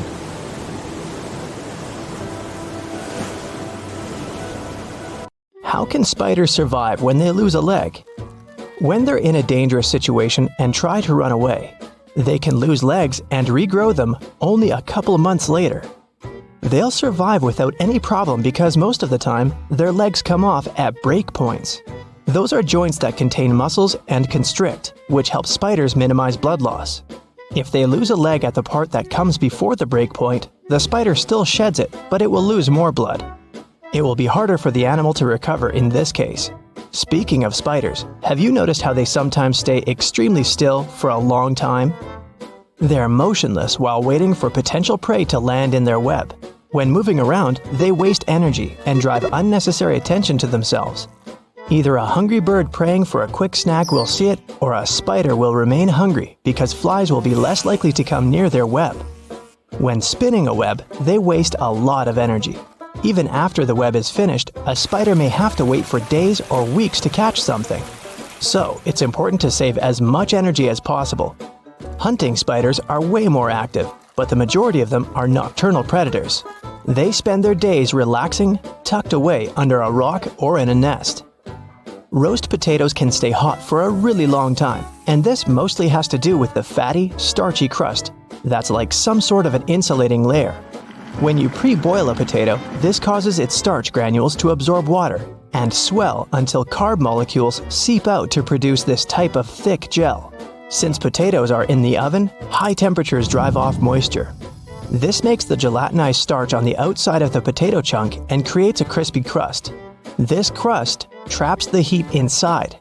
The fat from the baking tray collects in cracks too, and the heat-keeping structure stays strong. Birds don't get electrocuted while perching on power lines because it's not voltages that will harm them, but voltage differences, and electricity wouldn't flow without them. So, if you see a bird standing on a single power line at, for example, 35,000 volts, the lack of a voltage difference is something that keeps the animal safe. But if it accidentally extends its wings and touches another power line that's at a different voltage, it won't end well. That's the reason why electricity companies make sure there's plenty of space between the cables. Have you ever wondered why airplane pilots won't try to land on grass when the landing gear doesn't deploy? The grass may seem like a good solution at first because it's soft, true. But the surface will neither be smooth nor even. When pressure is high, landing on grass can lead to unpredictable movements and cause issues such as structure formation. That happens because of bouncing and unequal pressure. This can even result in fuel leakage and prevent the doors from opening. Bald heads tend to be shiny, even though the skin elsewhere on the human body isn't. Most of our skin is covered with tiny hairs that give it some sort of velvety peach fuzz look. With male pattern baldness, the hair follicles tend to shrink and turn into skin cells, which means there's no hair there at all. And the scalp is especially shiny due to the sebaceous glands. They produce and secrete some kind of oily matter that protects our skin. Sebaceous glands are located all across our skin, but the scalp has way more of them. So, this oil coats the skin, which is why it turns into a more reflective surface. House cats will rarely meow at one another, but they become chatty with humans, and this could be related to domestication. The process of taming cats and keeping them as pets started nearly 10,000 years ago. Before that, cats were pretty much loners. They rarely encountered other cats, so they didn't even have to use their voices to communicate with each other. Instead, they communicated through their sense of smell, which included things like rubbing against a certain object, for example, a tree. So they didn't even have to come face to face with other members of their species to send a message. And that's how they mostly communicate today as well. But humans don't have such a good sense of smell as cats, so these foxy creatures had to think of a way to send us a message and still get what they wanted from us, which turned out to be meowing. If you're planning a day trip to a desert, for example, the Sahara in North Africa, you're going to want to bring good sunscreen, and a lot of water, of course, but also a snug sleeping bag if you're planning to spend the night there too. Deserts really become cold during the night. In the Sahara, temperatures go from an average high of 100 degrees Fahrenheit during the day to 25 degrees during the night. Such dramatic change happens because of two main factors: humidity and sand. Sand doesn't retain heat that well. When light and heat from the sun reach a desert, sand grains from the top layer absorb heat. But they release it back into the air relatively quickly. So during the day, the sand radiates the energy coming from the sun, which eventually heats the air and leads to extremely high temperatures. And during the night, the sand is quickly losing heat once again. But this time, there's no sunlight that would reheat the desert. That leaves the sand colder than before and leads to such low temperatures. In arid deserts such as the Atacama Desert in Chile and the Sahara, the humidity is extremely low. That means the amount of water vapor in the air is almost zero. Unlike sand, water does well to store heat. Water vapor in the air traps heat close to the ground. It's like you cover the ground with a huge blanket. That way, you stop it from dissipating into the atmosphere. Also, when the air has a high level of humidity, it requires more energy to heat up. That means it takes more time for that same energy to disappear and for the surroundings to get colder. Since there's almost no humidity in deserts, such areas can both quickly heat up and cool down. If you microwave water for tea, it will taste worse than when it's made with a kettle. That's because the temperature of the liquid is the main factor for a good tea. Water should reach a rolling boil before you pour it over tea leaves, whether they're loose or bagged. It's an easy thing to do with tea kettles, both the electric and stovetop varieties. When the burner or the electric heating element is on, the water at the bottom of the vessel warms up. As it's getting hotter, water through the rest of the kettle comes to the boiling point. A microwave doesn't heat from the bottom up. It creates electromagnetic waves that randomly jump around the box. You probably notice when you try to reheat leftovers. They end up partially frozen in some spots and extremely hot in others. The same will happen with water because it's hard to control microwave energy. Overheated liquid won't be good for tea either. When water goes above 212 degrees Fahrenheit, which is the boiling point for water, it can destroy the compounds that give a tea its specific flavor. Have you ever wondered why those electrical plugs most Americans use have holes in the prongs? The story dates back to the early 20th century when Harvey Hubble Jr. invented different types of electrical plugs. He started with the detachable electric plug, which was the first ever of that type. Some of his designs had prongs with indents, those aligned with tiny bumps inside the electrical sockets. Such an indent and bump system secured the prongs in place after people would insert a plug into a socket. At some point, these indents gave way to holes, which worked in the same way. But that's just part of the story. Most of the modern outlets don't even have bumps anymore. They keep plugs from falling out of the wall by using friction and pressure. Today, some manufacturers insert a rod through all the holes in a line of prongs. That's how they lock them in place while encasing them in plastic. Some also say the holes save metal, which cuts costs of manufacturing in the long term. When it's too cold outside, airplanes often get delayed, or in extreme cases, even cancelled altogether. First of all, if it snows heavily, such conditions drastically decrease visibility, making it unsafe to taxi and take off. During a blizzard, flight control may command the aircraft to stay on the ground and wait until the snowstorm subsides. Ice on the runway is another reason. An airplane's landing gear are nothing like a car's wheels, and they can't be equipped with studs to avoid skidding. But even if they were, a plane needs to develop speeds on the ground that are much higher than on an average road to take off successfully. If the runway is slippery with ice, the airplane can slide off it easily. Things like this actually happened in the past. For example, in January 2014, the JFK airport in New York was shut down after a plane skidded off the runway and into the snow. Luckily, no one was injured, but the airport staff had to dig the aircraft out of the snow, and even the local police joined the efforts. Same story with landing, which is even trickier in freezing conditions because a plane is in much less of a controlled environment and traveling at even greater speeds. What's more, while an airplane that's about to take off and skidding will probably get into an open area and stop there, one that's about to land could end up crashing into the airport's infrastructure. Needless to say, that's way more dangerous for everyone. Freezing weather conditions can also cause frost and ice sheets to build up on the plane itself. Airplanes are carefully engineered, and any tampering with their structure may cause huge trouble. As experienced pilots say, even a thin crust of ice over the wings of a plane can mess with their delicate design and destroy lift. Planes can be de-iced though. The airport staff usually spray them with a special solution that doesn't let the ice build up on the aircraft's skin. But back to the runway. If it's covered with ice, there's little you can do. Unless the sun is shining, the chances of safely removing the ice from the pavement are almost zero. There's also a chance of damaging the pavement, making potholes, which can result in safety concerns for both takeoff and landing. Imagine driving over a pothole in a car at full speed. Pretty unpleasant. And now multiply it by about 1,000, because a plane is much heavier than a car, and don't forget that the landing gear is not exactly there for driving. Jet fuel and the equipment that pumps it can freeze too if the temperature is too low. The fuel freezes at -40 degrees Fahrenheit, but that can only happen on the ground before takeoff. At a cruising altitude, temperatures may drop as low as -70 degrees Fahrenheit, but since the liquid is inside the plane and burning down steadily, it's much warmer there. On the ground though, nothing stops the fuel from turning into ice. If that happens, no flights are available, obviously. Same goes for the pumping equipment. Even if the fuel is still liquid, the pump may cover with ice and just stop delivering the fuel into the plane's tanks.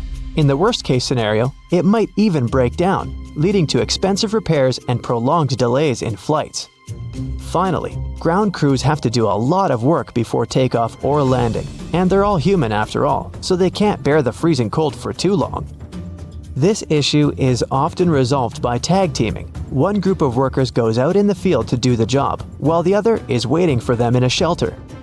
After 20 minutes or so, the first group returns to warm up, and the second one takes up the job where the first one left it. Although it's efficient, it still slows down the operations a lot, so that might also cause delays. But despite all the trouble freezing weather can cause, it's actually more beneficial for a plane than extreme heat. Cold air is denser than hot, so planes gain more lift and stay truer while in the air. They're more easily controlled in flight too. Air molecules are slower and closer together, creating a steady flow of air around the wings and cockpit. At high altitudes, the air naturally becomes thinner as the air molecules spread out and become more scarce. That's exactly why planes can't get to the upper layers of the atmosphere.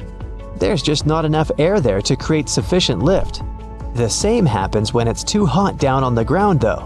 Air molecules get faster and spread out, meaning the plane's wings don't have as much air to push off and get into the flight mode. To take off in extreme heat, a plane has to move much faster to generate enough air resistance and lift. But to move faster, the plane needs its engines to work better, and that's also impossible when it's too hot. As the air gets thinner, the amount of oxygen decreases too. And jet engines use oxygen in the atmosphere for combustion. When they lack this crucial element, they can't convert enough energy into thrust, meaning slower acceleration and worse energy output overall. So the problem is that the plane has to have a longer runway distance to build up enough speed and lift to take off. But it can't because its engines are not working to the best of their ability. This usually doesn't cause trouble, but only up to a point. When the temperatures on the ground level reaches about 120 degrees Fahrenheit, some flights can get cancelled because it's simply dangerous for them to try and take off. Other planes are more heat resistant and powerful, but that also depends on the heat. Some aircraft even have to reduce their weight by removing part of their fuel, cargo, or even passengers when it's too hot. Lighter load means better acceleration before takeoff, and it doesn't help to avoid cancellations, but it also means planes aren't working to their full capacity. The average cruising altitude for an airplane is about 35,000 feet. They don't technically need to be so high up, but that altitude gives the best speed and efficiency. Air gets thinner at higher altitudes, which means less wind resistance, but less lift. For most commercial aircraft, the area between 30,000 and 40,000 feet is the sweet spot where the two factors balance out. You probably still aren't using a laptop from 1999, and your computer isn't flying at close to the speed of sound. Fortunately, planes have a much longer lifespan than computers. There are airliners from the early 1970s that are still just fine. They might not be able to keep up in terms of speed and fuel efficiency, but older planes are no less safe than their modern counterparts. Contrails, those white trails airplanes leave behind them at high altitudes, are easily mistaken for engine exhaust, but most are nothing more than water vapor. During a flight, moisture in the air collects in the engines before being vented with the exhaust. The hot, wet air leaving the engines mixes with the cool, dry air found at high altitudes, resulting in long, thin lines of vapor. Humidity determines when contrails form and how long they remain visible. Ever notice the numbers on the end of a runway? They're actually used to show the pilot which direction the plane is facing. For example, the number 36 is short for a heading of 360 degrees or due north. Along with numbers, the letters R and L indicate if the nearest runway is to the right or left. The lights on the tips of a plane's wings are called position lights or navigation lights, and they're used during times of reduced visibility. They help planes to see each other in the dark and can also tell pilots what direction an aircraft is traveling. The red light marks the tip of the left wing, while the green light is on the right. The third light is white and found on or near the tail. It might seem odd that the flight crew cares whether your window shades are up or down. The main reason is so that the passenger's eyes can adjust to the outside light. Mostly, it's just a matter of getting people on and off quickly. But in an emergency, the last thing they want is people stopping to blink before they evacuate the plane. Now, flying has long become routine for many people. But even frequent flyers sometimes don't know about things you should never do on a plane. Ooh. No bare feet on a plane. It's one of the biggest no-nos of air travel. Even if we omit the topic of unpleasant odors. The airplane floor is extremely filthy. People with contagious foot problems might have been walking the aisles barefoot before you. There's likely to be a lot of dirt left after previous passengers. And don't even get me started on the floor in the lavatories. Ew. If your feet need some freedom, take off your shoes, but at least wear your socks, or bring along a pair of light slippers. Keep in mind that the pressurized air in the passenger cabin is just as dry as it is in the Sahara Desert, with only about 20% humidity. That's why your skin may feel discomfort after a flight. But wouldn't it make more sense to install several humidifiers that could add some moisture? But this extra load would cost airlines lots of money. Plus, the plane's airframe is mostly made of aluminum and other metals, and humid air could lead to corrosion. So, don't forget to bring a moisturizer and use it during the flight. Always secure your tray table as soon as the plane starts moving on the tarmac, and never lower it during the takeoff and landing.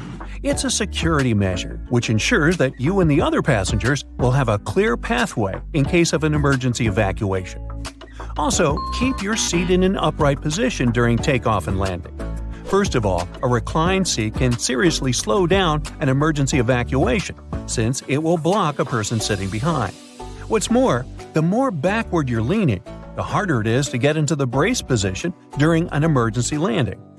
Now try to avoid snoozing during or right after takeoff and landing. For one thing, it's not the best thing for your health. The main problem is that the air pressure inside the cabin changes very quickly during these phases of the flight. This, in turn, affects the air pressure in your ears. It's important to be alert during this time to relax and open up your ears, for example by yawning or swallowing frequency. Chewing gum works for me.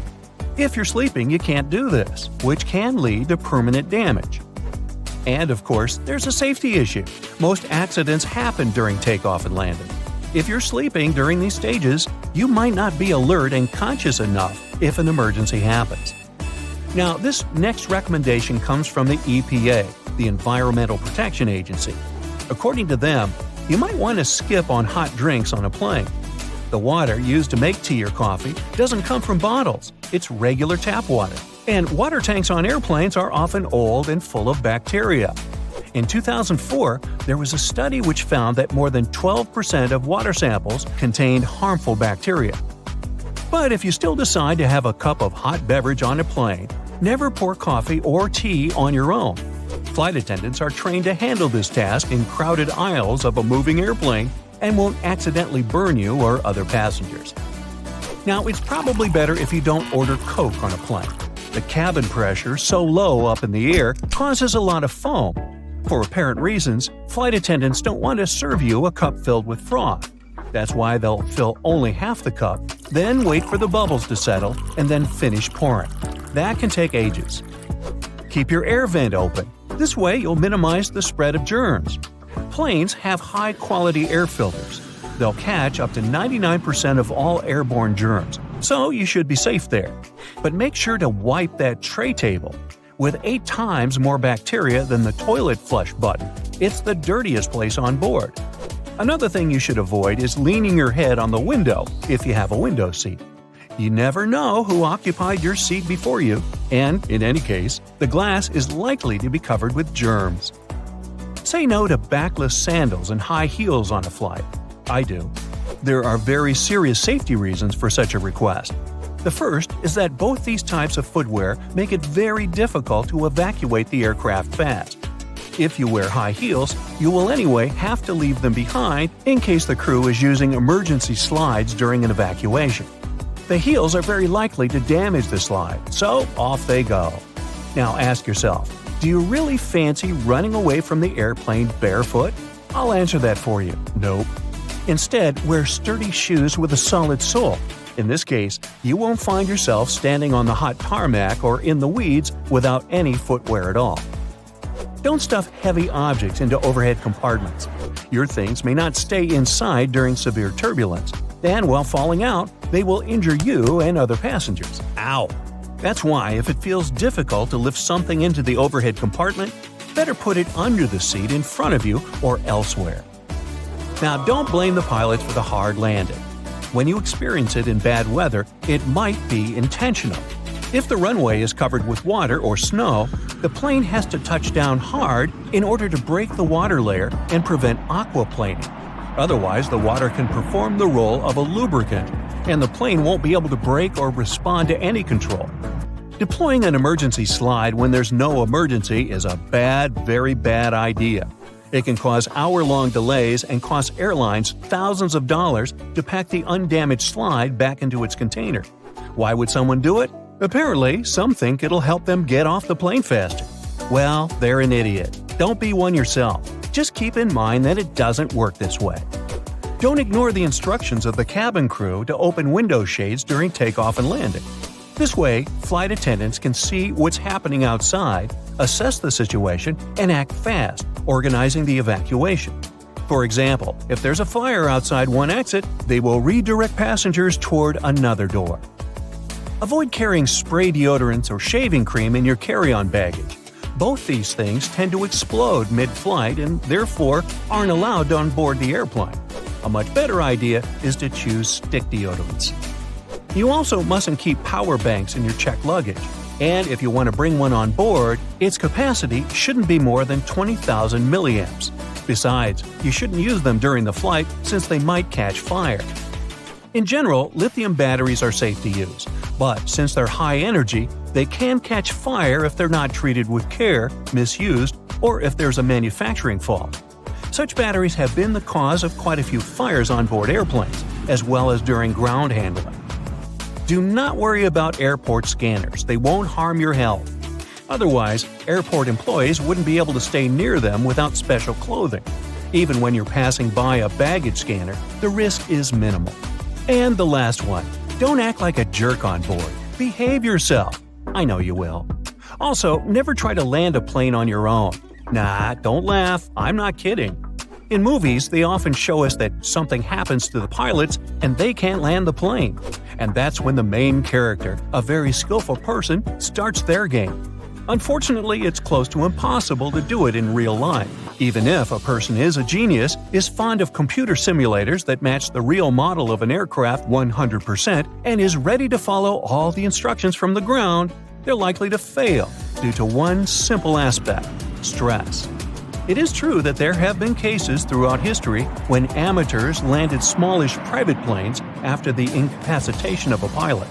However, there has never been a case of a non-professional pilot landing a commercial passenger airplane. It's only in the movies. Want to catch a glimpse of what flying might look like in the future? Then you're in the right place. Economy class lie-flat bunk beds, vertical flying vehicles, AI-powered in-flight meal service. Buckle up and let's start our flight. But first, I need to ask you, have you ever heard of the Crystal Cabin Awards? Oh, those are like the Oscars of aviation interior design. And here are some of the most recent winners. Meet Skynest, a lie-flat bed for people traveling in economy class. These nests are supposed to be used on long-haul flights.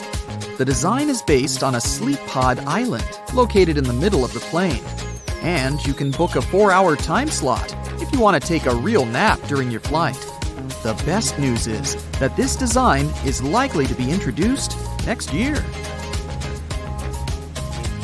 While traveling in premium economy on long routes, you'll be able to use smarter seating design. It includes wider seats and twin armrests, which means no more fighting for space with your neighbors. Plus, there will be fully flexible rows with cushions that can be elevated, creating lie-flat beds. Lufthansa Group has promised that premium passengers will be able to book suites with double beds and travel on temperature-controllable heated or cooled seats. As you see, these days, airline companies are working hard on new designs of aircraft cabins, and it might impact the entire future of air travel. At the moment, they focus on travelers' experience within the walls of the plane. As a result, we have some mind-boggling products. Check out Singapore Airlines first-class suites, or Air France's La Première cabin, which is believed to become one of the best first-class cabins in the skies. It's going to feature suites equipped with separate sofas and chairs, and each suite will have 5 windows along the cabin wall. This will make it the longest first-class suite in the world.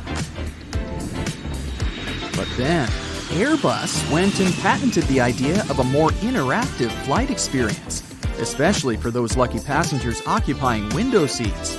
With the help of special eye-tracking equipment, the aircraft might be able to highlight significant objects you're looking at and provide you with detailed information, appearing on a semi-transparent display on the window. The patent also claims that you could send data to devices connected by Bluetooth or Wi-Fi. This way, takeoffs and landings would get much more exciting, and you'd be able to get information about a new country or city. Qatar Airlines, in turn, came up with the idea of Q suites. It looks like this. On the sides, you have individual suites, while the middle part can be transformed. You can choose to have a double suite to travel together with your partner, or you can have some private space, or even move the walls and turn the place into a quad suite that you can use for a meeting. There might also be some improvements in economy class. They're bound to bring more comfort, especially on a long-haul flight. A company called Zodiac Seats filed a patent based on a zigzag configuration of seats. Look at this aisle, which contains 3 and 4 seats, with each of them facing in the opposite direction. This allows for way more shoulder space than regular seating. Plus, passengers have a lot of leg space. Yes, some people might feel a bit uncomfortable having to face their neighbor for more than 8 hours straight, but aren't these space improvements worth it? Now, you might know that moving around the cabin while flight attendants are serving meals and beverages is kind of tricky. Plus, you have to eat at a specific time with everyone else. Or, if you're not feeling hungry, forego the meal altogether. Well, robots might be the solution. One company has suggested using perfectly sized pods that could slide along the rail in the middle of the aisle, delivering drinks and food ordered by passengers. This way, you could get your meal at the most suitable time for you without leaving your seat. This solution is likely to solve the problems with meal service. Even better, it might allow for fewer galleys in large planes. Unfortunately, this idea was filed 60 years ago and hasn't been implemented yet, so maybe it's not as great as it sounds. Another idea connected with in-flight meal service includes using AI. According to its creators, the technology will record what passengers leave on their trays and later use this data to suggest various catering plans on subsequent flights. Now, even though these innovations sound like they're going to make traveling way more comfortable, they're not exactly revolutionary. But look at these innovations: vertical takeoff and landing aircraft. Hyundai Transys's air taxi cabin concept optimizes space and prioritizes your privacy in a shared cabin. If we talk about short flights, there's City Airbus Next Gen. That's an all-electric, vertical takeoff and landing vehicle with 4 seats based on the lift and cruise concept. It can operate within the range of 50 miles and has a cruise speed of 74 miles per hour. Another amazing prospect is passenger aircraft with AI co-pilots, or even pilots. Some experts claim that planes could potentially be flown on a fully automated basis. Not everyone agrees with this idea, though. A skilled pilot is part of a complicated safety system that reduces risks and keeps passengers safe. Pilots have to be navigators, technicians, engineers, and weather experts. On a regular working day, a pilot needs to deal with ground crew, other air crew, cabin crew, air traffic control, and passengers. That's a lot. And don't forget that they need to communicate well, not only in aviation terms, but also on an interpersonal level.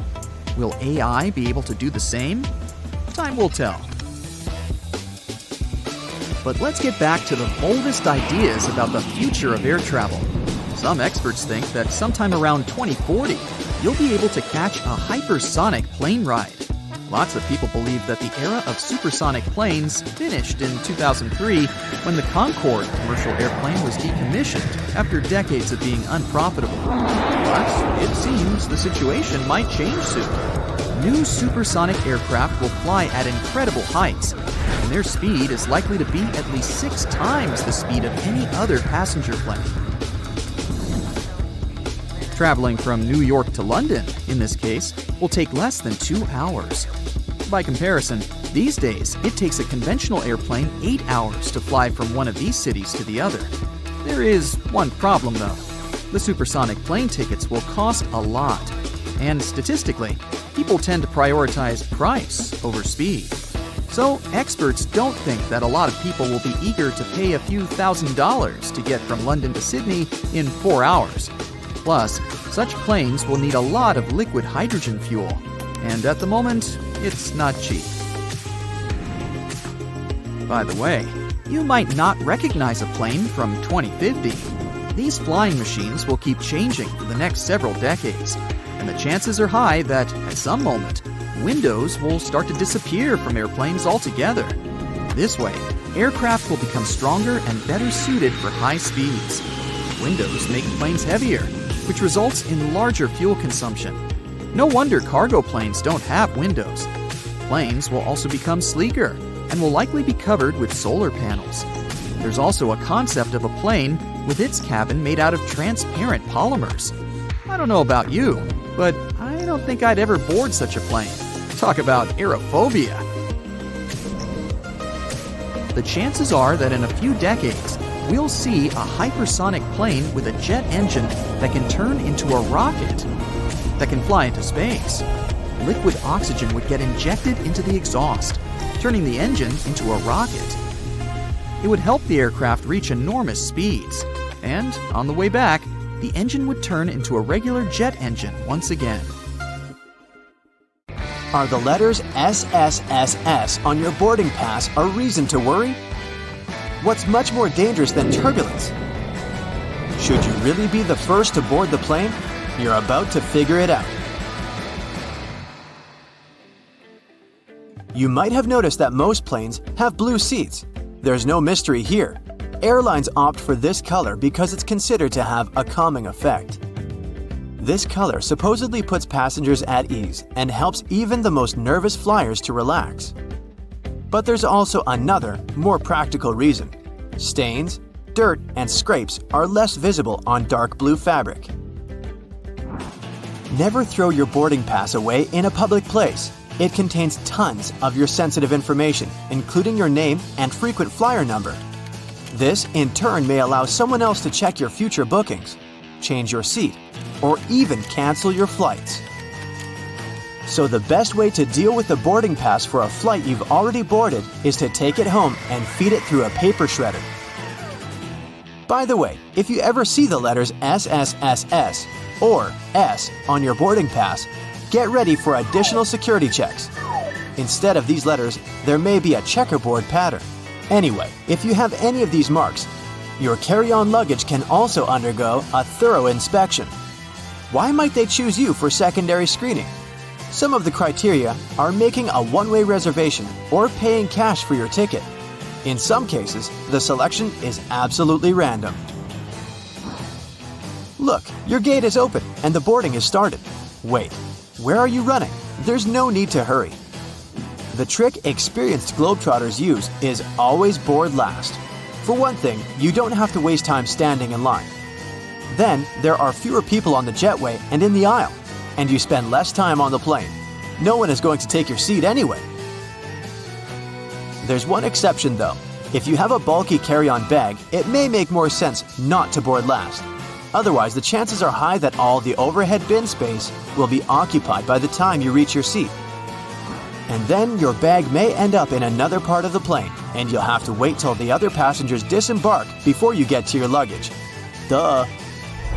Before takeoff and landing, flight attendants usually flip a small switch on the bathroom door. This prevents it from flying open when it's not supposed to. With the same ease, a flight attendant can open the door when someone is inside. Look, they only need to lift the lavatory sign and move the knob into the unlocked position. Pilots don't worry about turbulence. That's because they know that there is a thing way more dangerous than any turbulence.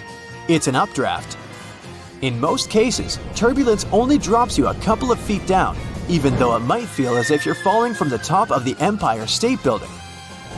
If the turbulence is strong enough for the pilots to ask flight attendants to sit down, the plane can go 10 to 20 feet down. The most extreme white-knuckle turbulence is super rare. But an updraft is a big air mass, part of a storm or some other weather phenomenon, moving upwards. Pilots don't see updrafts on their radars at night, and when a plane hits one, it feels like driving over a huge speed bump at 500 miles per hour. An updraft is also extremely treacherous because it can push an aircraft upward to dangerous altitudes.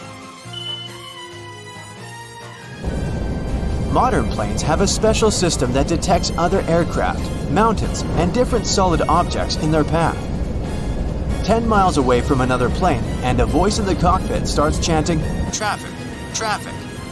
5 miles closer, and the same voice begins to give pilots the directions. Airplanes can operate with one engine, even during takeoff and landing. Both engines failing simultaneously is almost unheard of. But even then, a plane wouldn't drop from the sky like a rock. Pilots would have up to 20 minutes to find a suitable place to land. The way the cabin is pressurized has a great effect on your taste buds. You lose up to 30% of your ability to taste sweet and salty things. In other words, it's not that airplane food isn't tasty, you just don't feel its flavor. That's also the main reason why airline catering companies add extra salt and spices to the dishes they cook. But you know what may help you? Noise-canceling earphones. For some reason, that probably has a scientific explanation. Cutting off all that noise around can help your taste buds. Each of those dings you hear during the flight has its own meaning. In most airlines, a boing soon after takeoff indicates that the landing gear is getting retracted. 3 dings in a row means more urgency than just one. A high-low ringtone informs crew members that their colleague needs them in another part of the plane. 3 low chimes means some serious turbulence ahead. Crew members are supposed to put away meal carts, take their seats, and fasten their seatbelts. If you're a nervous flyer, pick a seat in the middle of the cabin. Turbulence mostly affects the front and rear parts of the cabin. The middle section, which is over the wings, doesn't shake so much. Pilots and co-pilots eat different meals. The reason for this precaution is very simple. Imagine both pilots having the same dish and getting food poisoning. In this case, neither of them will be able to control the plane. If they still want to have the same dish and won't agree to have anything else, there's a safety net. Pilots don't have their meals at the same time. If one pilot ate the dish and still feels okay several hours later, the other pilot can brave their meal as well.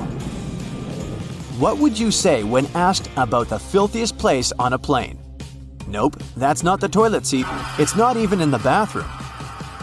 Flight attendants warn that you should be particularly careful with headrests, seat pockets, tray tables, and seat belts.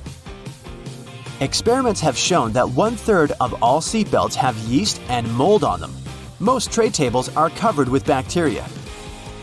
Seat pockets are extremely filthy too, but headrests are the dirtiest of them all.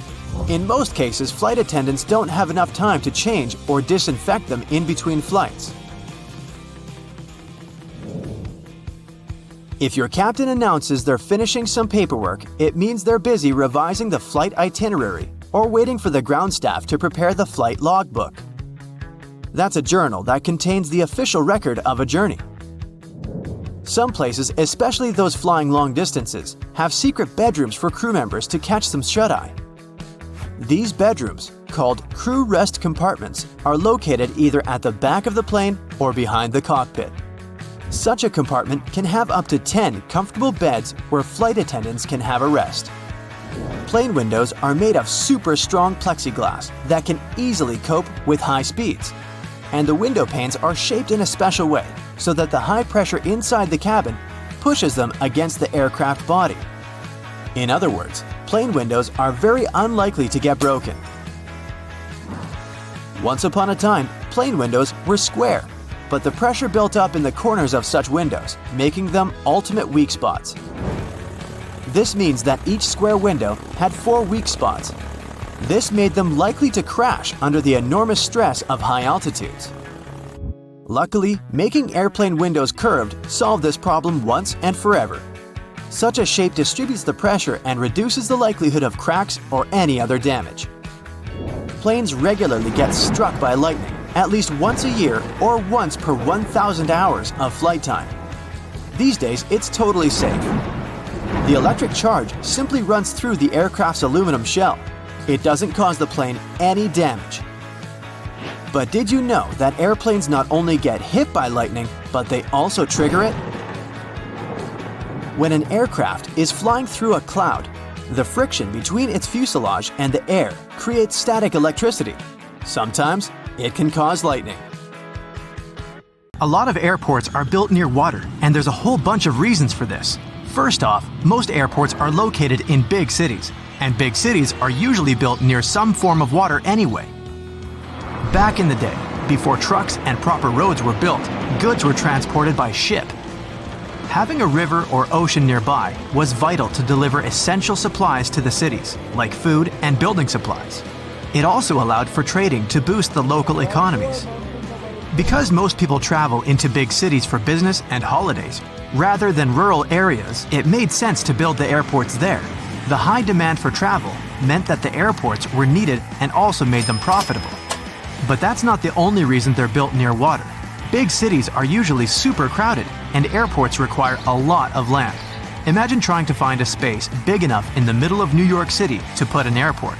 It would be basically impossible. Areas next to water are usually a bit more rural, so there's more space than the big cities filled with skyscrapers. Some countries have even taken this one step further. Land is really scarce in Japan, so to build Kansai International Airport, the architects of Osaka headed 3 miles offshore to Osaka Bay to make a man-made island.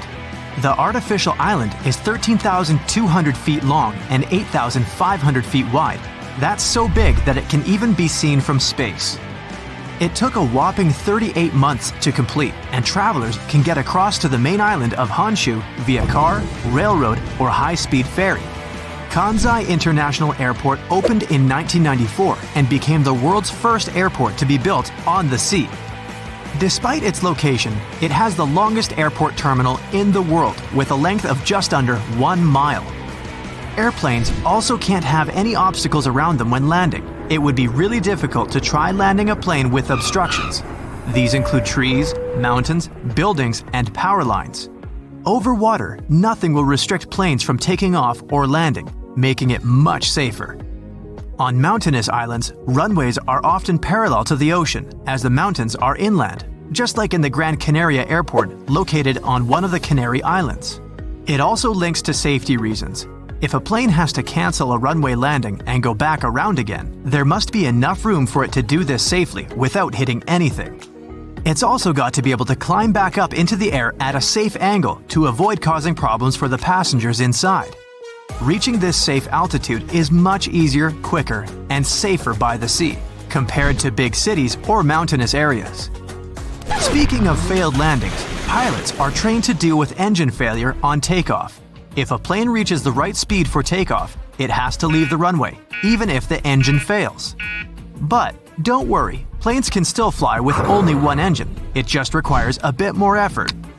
Because of the reduced capacity, it takes longer to reach the right altitude, and more space is required for takeoff. Taking off towards the ocean makes it easier to climb to a safe altitude without worrying about colliding with any obstacles. Another reason for airports being built at water level is that the higher up we go, the thinner the air becomes. It causes the thrust of the engines to decrease, as well as the lift produced by the wings. Setting off from higher areas means it's more difficult for the planes to take off. In terms of money, this would mean building longer runways, which would cost more, and no one wants that. This also means the planes require less fuel as they don't burn as much energy on takeoff, and there's less noise made as the planes don't have to work as hard. But despite this making the planes less noisy, airports are going to have pretty high noise levels. Imagine hearing planes zooming over your house while you're trying to get sleep at night. This is a key reason why airports are usually built on the coast, far away from any residential areas, as fish aren't generally known to file noise complaints. In some countries, airports actually have to provide upgrades for nearby houses that will be affected by the noise. Germany is one of these countries, and they do everything from improving roofs to adding wall insulation to cover all that noise. Building by the coast means that they don't have to pay up for all these expensive upgrades, which saves the airport lots of cash. Coastal areas also have weather advantages for flying. Sea breezes are steady winds that blow from the water to the land. Planes mostly land and take off with the wind, making it the perfect place to build an airport as there'll be no delays caused by unexpected strong winds. But while the sea breezes that come in spring and summer are great, areas near water can be prone to fog during fall and winter, so this part has its pros and cons. But not every airport is on the coast, as it does also pose a number of issues too. One of the biggest is birds. Our feathered friends love the coast because of all the yummy fish, but they can cause big problems for pilots. But airports manage to get around this using scare tactics. Birds don't really enjoy noise, and planes aren't the quietest of things. Airports also make loud bangs and even train hawks to take down birds that are in the way. The most obvious risk of building close to the sea, though, is flooding. Airports cost crazy amounts of money to build, and planes aren't cheap either. Back in 2018, Kansai Airport was flooded by Typhoon Jebi. They had to cancel all operations for 2 days, and the water was so high that it damaged the engines of the planes. While coastal airports put measures in place to protect against flooding, it's pretty difficult to save everything from a typhoon. With rising sea levels and an increase in extreme weather, these floodings are also looking more and more likely to happen. A quarter of the world's 100 busiest airports are less than 32 feet above sea level, and 12 of those, including New York, San Francisco, and Shanghai, are less than 16 feet. Yikes! All that water poses another problem. If planes overshoot the runway, they have nowhere to go. Overshooting is basically when the pilot underestimates the length of the runway and doesn't reach takeoff speed in time. There are usually extra bits of concrete or grass that the plane can run onto when the airports are on land.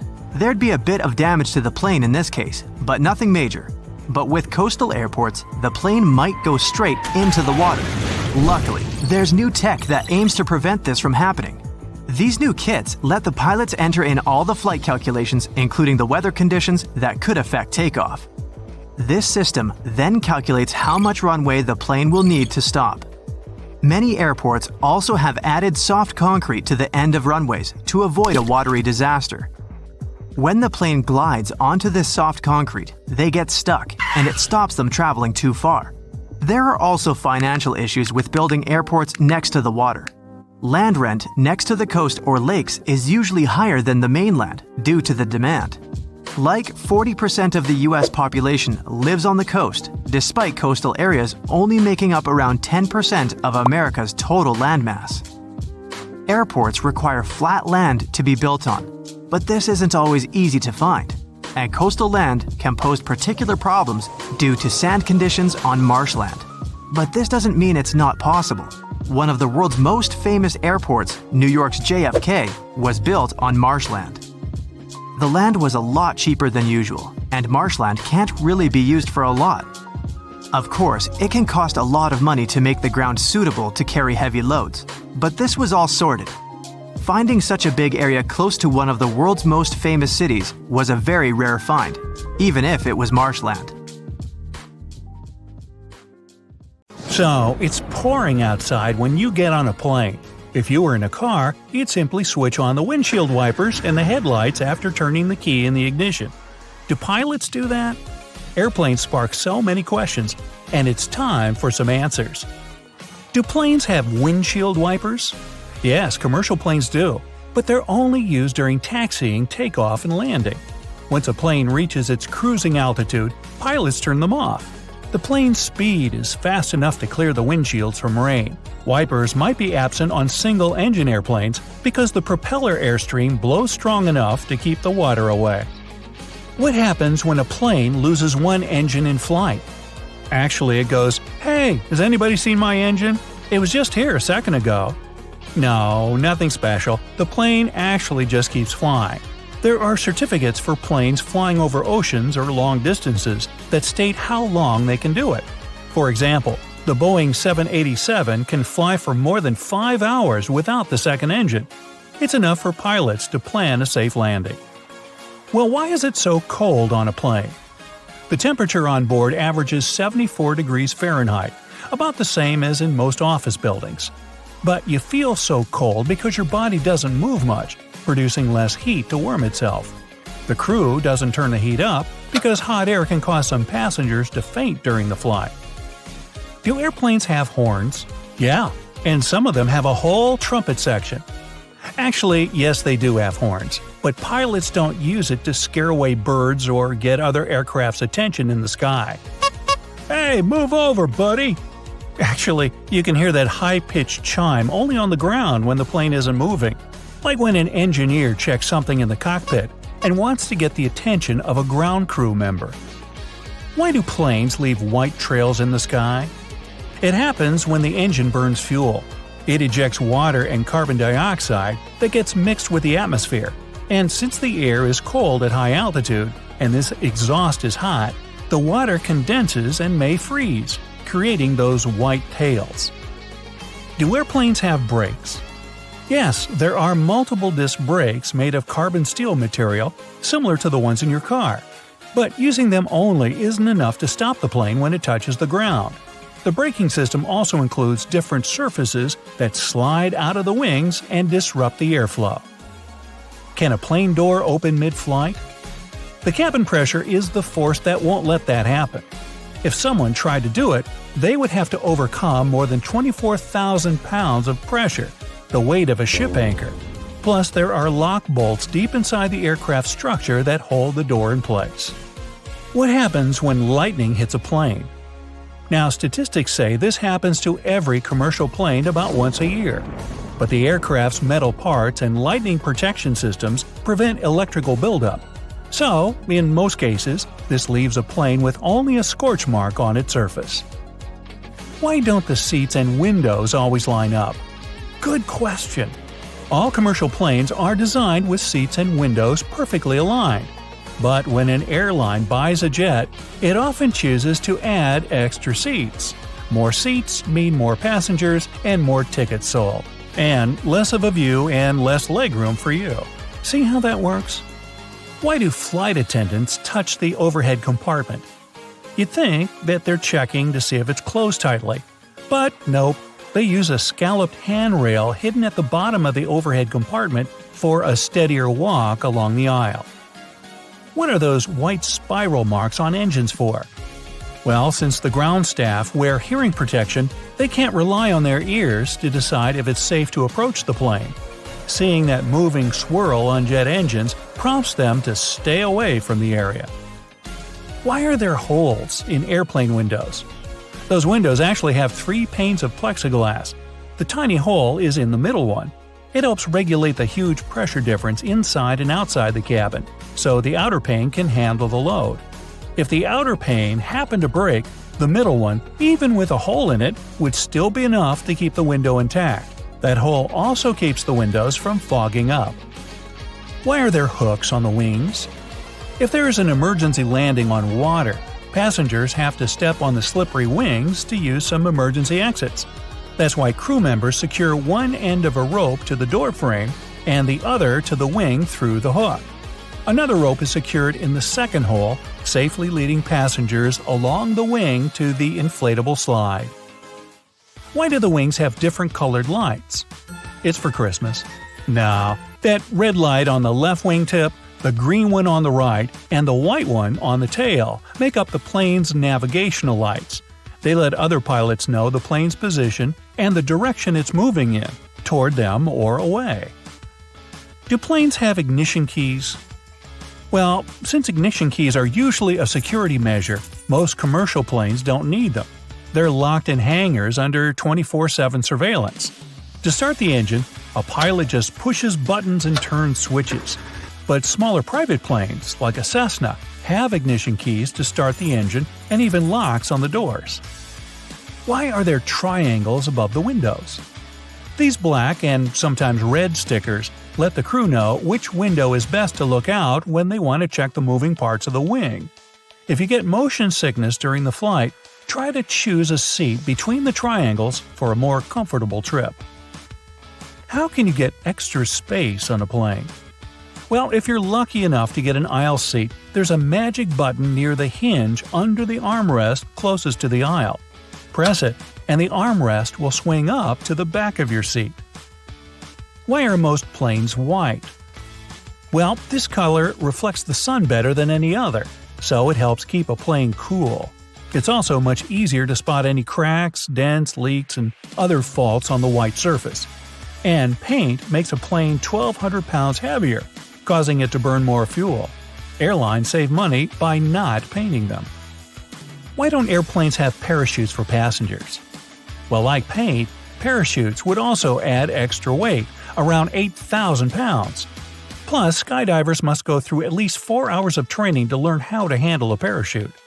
Lastly, jumping out of a plane at 35,000 feet in the air is simply not safe, because temperatures at that altitude are colder than the Arctic, minus 65 degrees.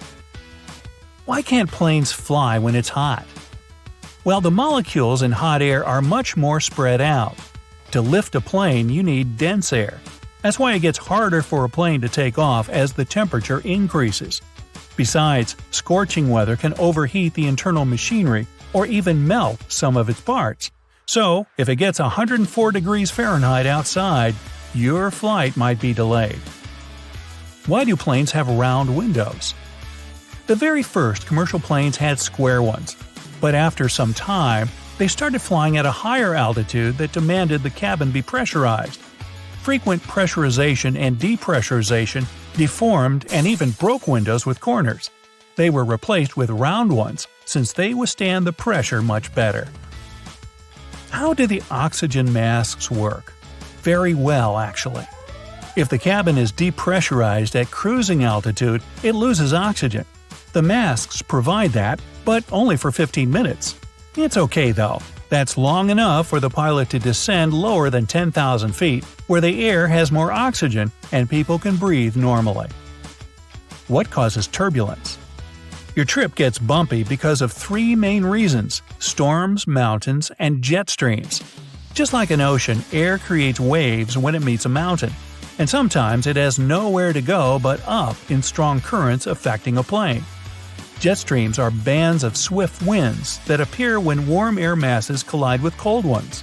Storm clouds push air away, creating unpredictable waves. Why do planes sometimes dump fuel? If there's an emergency landing, pilots must quickly get rid of excess weight, since they didn't burn it, and get to the destination runway as light as they should be. The lighter the plane, the softer it'll touch the ground, so no blown tires or fire. Why are the doors on the left side?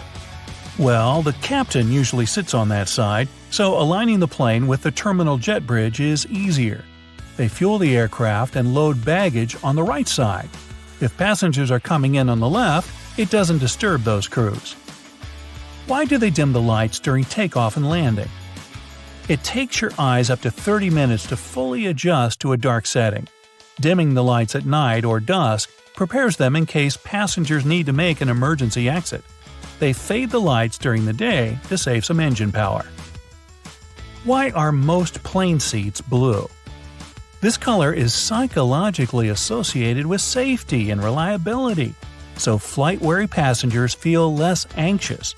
Besides, stains and dirt are less visible on blue seats. Now we know. They make plane wings smooth to let air flow easily around their surface and reduce resistance during the flight. So why did they add these convex yellow hooks? They obviously worsen the aerodynamics. Yeah, they do, but they're also necessary for your safety. Imagine a plane making an emergency landing in the open sea. Everything's going well. The aircraft is sliding on the water. Then rescue boats sail to this place to evacuate the passengers. They leave the plane through emergency exits located above the wings. Before the door opens, the escape slide inflates. Passengers need to walk on the wing and go down the slide, but the wing surface is slippery because of water. They might fall and get hurt. To prevent this, the stewards install a rescue rope. They attach one end to the door and the other to the edge of the wing, passing it through these hooks. During the evacuation, people hold on to this cable like a railing and don't fall. They can also attach rescue boats to the wing with a rope and these hooks, so the sea won't take people far away from the plane. By the way, the plane can stay on the water for 10 minutes to 60 hours, depending on the model, weather conditions, and the pilot's skills. Both the main and emergency exits have extra handles for crew members. During an evacuation, people may panic and accidentally push the flight attendants off their feet. To avoid a fall, they hold onto these handles. A seat belt on an airplane has a slightly different purpose from that in your car. The one in the vehicle protects you from a horizontal hit. When a plane is going through turbulence, it's shaking up and down. Your waist belt keeps you from hitting the ceiling. Crew members have handcuffs for problem passengers. If someone behaves badly and interferes with the flight attendants have the right to chain them to their seats. To do this, they use police handcuffs or plastic ties. This is the maximum that can be done during the flight. Then they report a rowdy person to the airport and hand them over to the police after landing. During an emergency, oxygen masks drop automatically. They have an extra purpose you might not know about: to equalize the pressure and prevent panic. Air pressure can change because of turbulence, so, among other things, the masks help passengers stay calm. Your seat is your safe haven. That life jacket under it won't let you drown. Also, the seat's surface is made of waterproof material. If water gets into the cabin, the seat will save you from freezing, since it won't get wet. It's also fireproof. The cover can prevent the fire from spreading through the cabin. But more importantly, it can save you from the flames.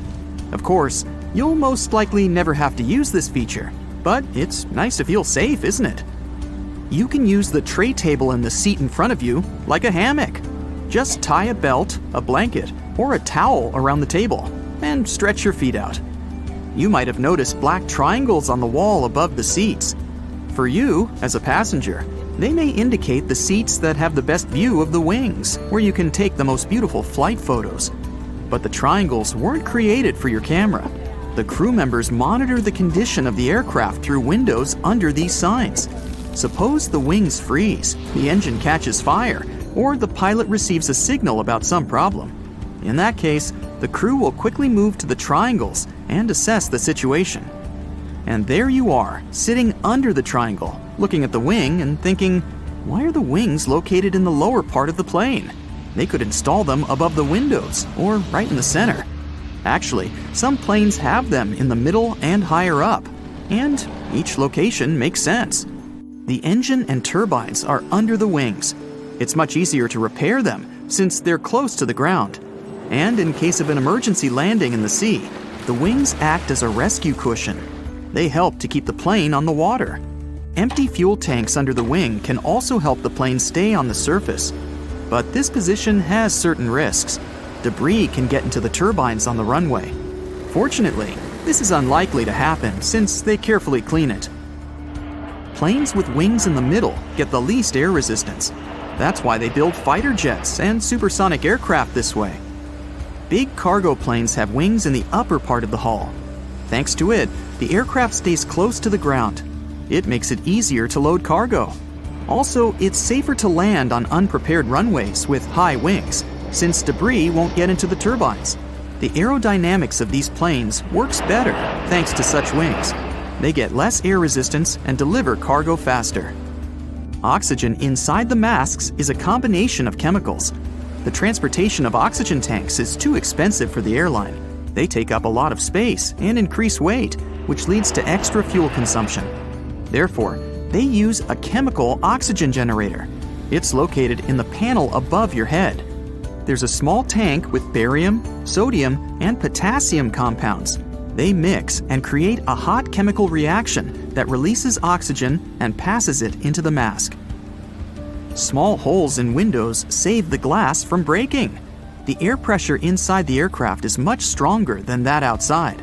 The difference is so big that the air can just break the glass from the other side. To prevent this, they drill small holes. The air penetrates there and reduces the load on the window. By the way, they have a round shape for the same reason. It's ideal for an equal distribution of air.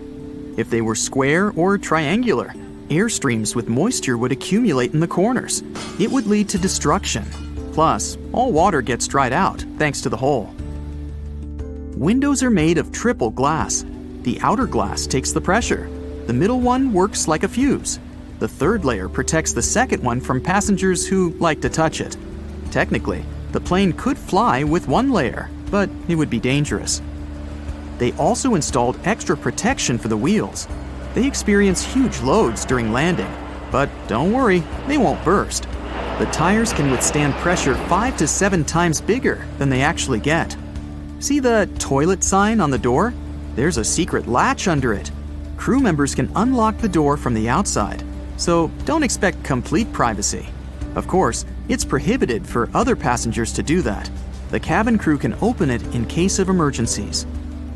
When flight attendants pass through the cabin during the flight, they always touch the upper shelves above the seats. They don't check if the luggage compartments are closed. Along the bottom of these compartments, there are handles in the form of jagged edges. Flight attendants hold on to them not to fall. It's a pretty convenient thing, especially for those who don't like touching the seats with sitting passengers on the way to the toilet. There's an important reason why they install turbines under the wings. Previously, they put them in the plane's tail to improve the aerodynamics of the flight. If one of the engines stopped working, the cabin wouldn't shake so much. Yes, planes can fly with one turbine running. Also, the wings were thinner and streamlined thanks to turbines in the tail, which was also good for aerodynamics. But it turned out that such a location meant additional costs. The engine in the tail was inconvenient to maintain. They used to place it high, so people needed special equipment and extra time to service it. And of course, it affected the ticket price. They started to install turbines under the wings to save money and time. Have you ever noticed the flashing light in the cabin before takeoff? This happens when the pilot disconnects a plane from the airport power supply and switches to the onboard one. This rapid transition may cause flashing. Hello, this is your captain speaking. Welcome aboard today's flight from San Francisco to New York. Fasten your seatbelts, and I'll tell you what's going on inside the plane at different stages of the flight. Passengers always board from the left side. That's because the captain sits on the left side of the airplane cabin, so it's easier for him to align the plane with the terminal jet bridge from that side. Also, the aircraft is fueled and loaded with baggage on the right side. With passengers boarding from the left side, the crew can do their job undisturbed. If your priority is to get out of the plane as fast as possible once you arrive, pick an aisle seat near the front of the plane. If you want to have the most comfortable flight, pick a seat in the middle of the plane because the turbulence is less noticeable there. An even better option in terms of comfort would be those seats by the emergency exit. They have more legroom and you can stretch. If you want the safest seats on the plane, your best option is the back of it. Once you're seated, take your time to spot the nearest emergency exits. Count the number of rows between your seat and an emergency exit. It can save your life in case you have to leave the plane quickly. You'll manage to find the exit easily, even if everything around is dark or if you're blinded. You'll find it just by touching the seats and passing the number of rows you counted in advance. Boarding completed. Time to get ready for takeoff. Cabin crew are walking down the aisles to make sure all passengers are following their instructions. Okay, everyone has their seatbelts fastened and window blinds open. There's no one in the bathroom and the runway is all clear. Why aren't we still moving? We can go! Turns out, the aircraft must wait for a while. It's all about safety. When a plane takes off, it activates two powerful forces. One is jet wash, a fast-moving gas so strong it can easily flip a car, so no one can be near the plane. Another force is wingtip vortices that are the result of the wind generating the plane lift. These powerful rotating forces go from both wings and stay in the air for about 3 minutes after an aircraft takes off. If another plane flies into the air while the wingtip vortices are still there, the pilot will lose the roll control over the aircraft. The plane will flip over and crash. So, no plane is allowed to take off without waiting for at least 3 minutes after the previous one leaves. Back to the pilot's cabin. There are two people there, the pilot and the co-pilot. In case something happens to the first pilot, the co-pilot can take over. Both pilots eat different food to reduce the risk of them both feeling unwell. While the first pilot controls and adjusts the autopilot, the second one monitors the controls or communicates with the control tower. Also, there are checklists for safety standards to be satisfied at different stages of the route. So, while the captain is focused on the route, the co-pilot can complete the checklist and make sure that everything's going according to the plan. Flying is costly, so not only the passengers, but the airline as well want to make the flight as fast and short as possible. The shortest way is always a straight line. Still, aircraft routes look like an arc. It's because the Earth isn't flat like we see it on a map. It's a sphere. So, these lines only appear like arcs when we project them on a map. In reality, they're pretty much straight. Every airline and every plane wants to fly this most efficient way, but there are hundreds of planes flying every day, often in the same direction, so the air highway is pretty busy. The route data of every plane is pre-planned and is uploaded to the system. There are several of those so that the pilot has options if something goes wrong or if weather conditions change. The pilot can set up the right mode, and autopilot can control the airplane within its uploaded route. Keep up the altitude, speed, and direction. The pilots, meanwhile, keep an eye on the autopilot and focus on other tasks like navigating, planning, and communicating with air traffic control. On the ground, air traffic is managed by dispatchers, who watch over planes and make sure they don't get too close to each other. The air traffic is especially heavy in some places, so when an aircraft enters a busy zone, it has to follow a very specific route. There are also specified points called Fixed Navigational Aids, or, shortly, nav aids. Those are devices on the ground that send radio signals in the sky that an aircraft can pick up on. There are also waypoints, which are geographical points on Earth. They're loaded into the GPS system, and an aircraft has to follow them. So basically, the whole route is flying from one waypoint to another all the way to the destination place. Time to start the descent. You can see the plane's altitude on the control panel. The pilots know the plane's speed, so they can calculate at what distance to destination to start their descent. If the altitude is 27,000 feet and the speed is 300 nautical miles per hour, the first number divided by the second gives us 90 nautical miles. This is the point they have to start the descent to maintain the descent path. There are also a couple of other things to consider, such as the wind speed and direction. or uneven speed drop. To descend, pilots have to get approval from the controller. Sometimes, due to traffic, they don't get it right away. So, they just keep moving forward without descending, therefore shifting away from the descending profile and land when the approval is given.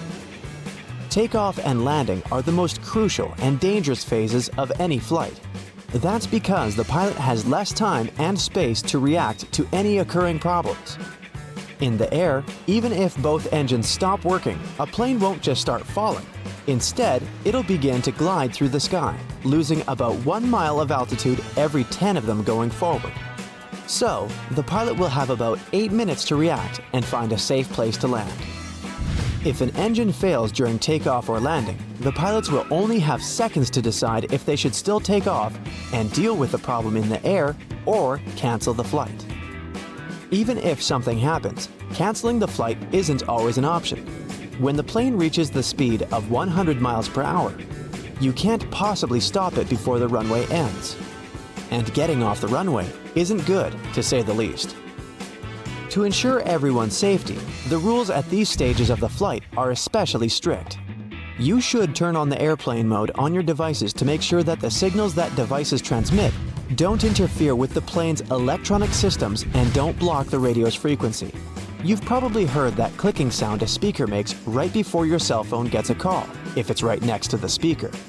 These sounds are what the pilot might hear instead of the instructions while communicating with air traffic control. Even a 1-second interference can cause a lot of confusion. Just some certain types of cell phones can cause this problem, and if it's a combination of factors, the cell phone type, how far away it is from the cabin, and how many cell phones aren't in airplane mode. The cabin crew can't find out which of the passengers didn't put their phone into airplane mode, but the pilots will always know when many people didn't do it.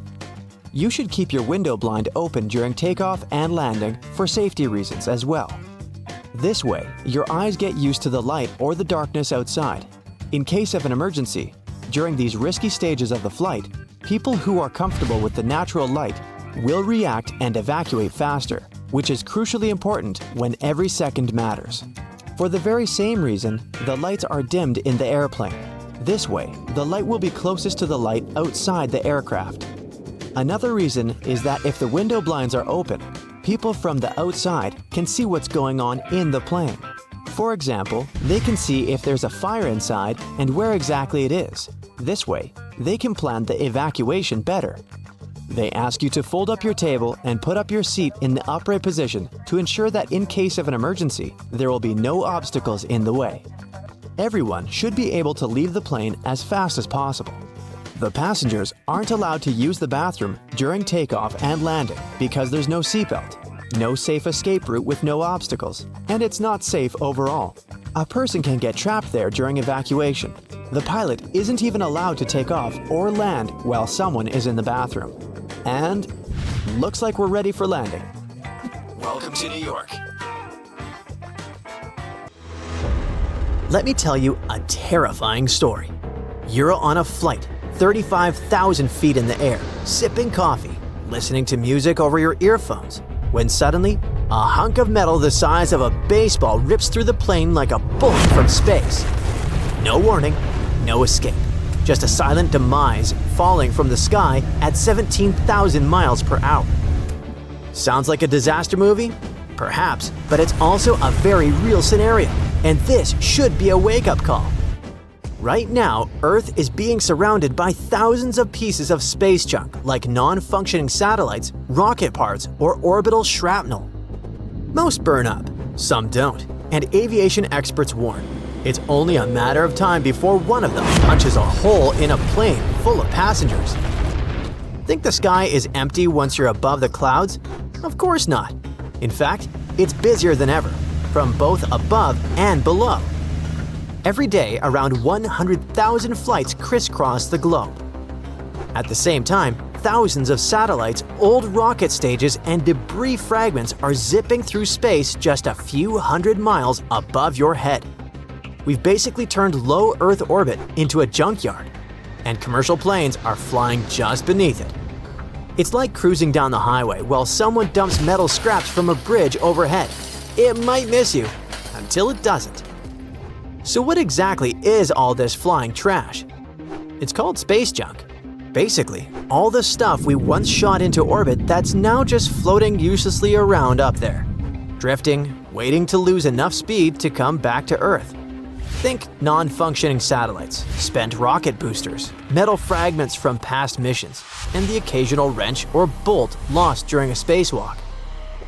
Right now, researchers say there are over 2,300 rocket bodies still circling our planet, and that's just the big stuff.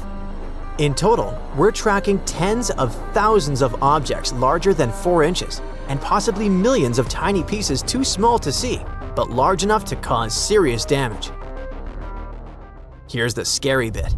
This junk zips around Earth at the speed of 17,000 miles per hour. That's fast enough to turn even a paint chip into a flying projectile.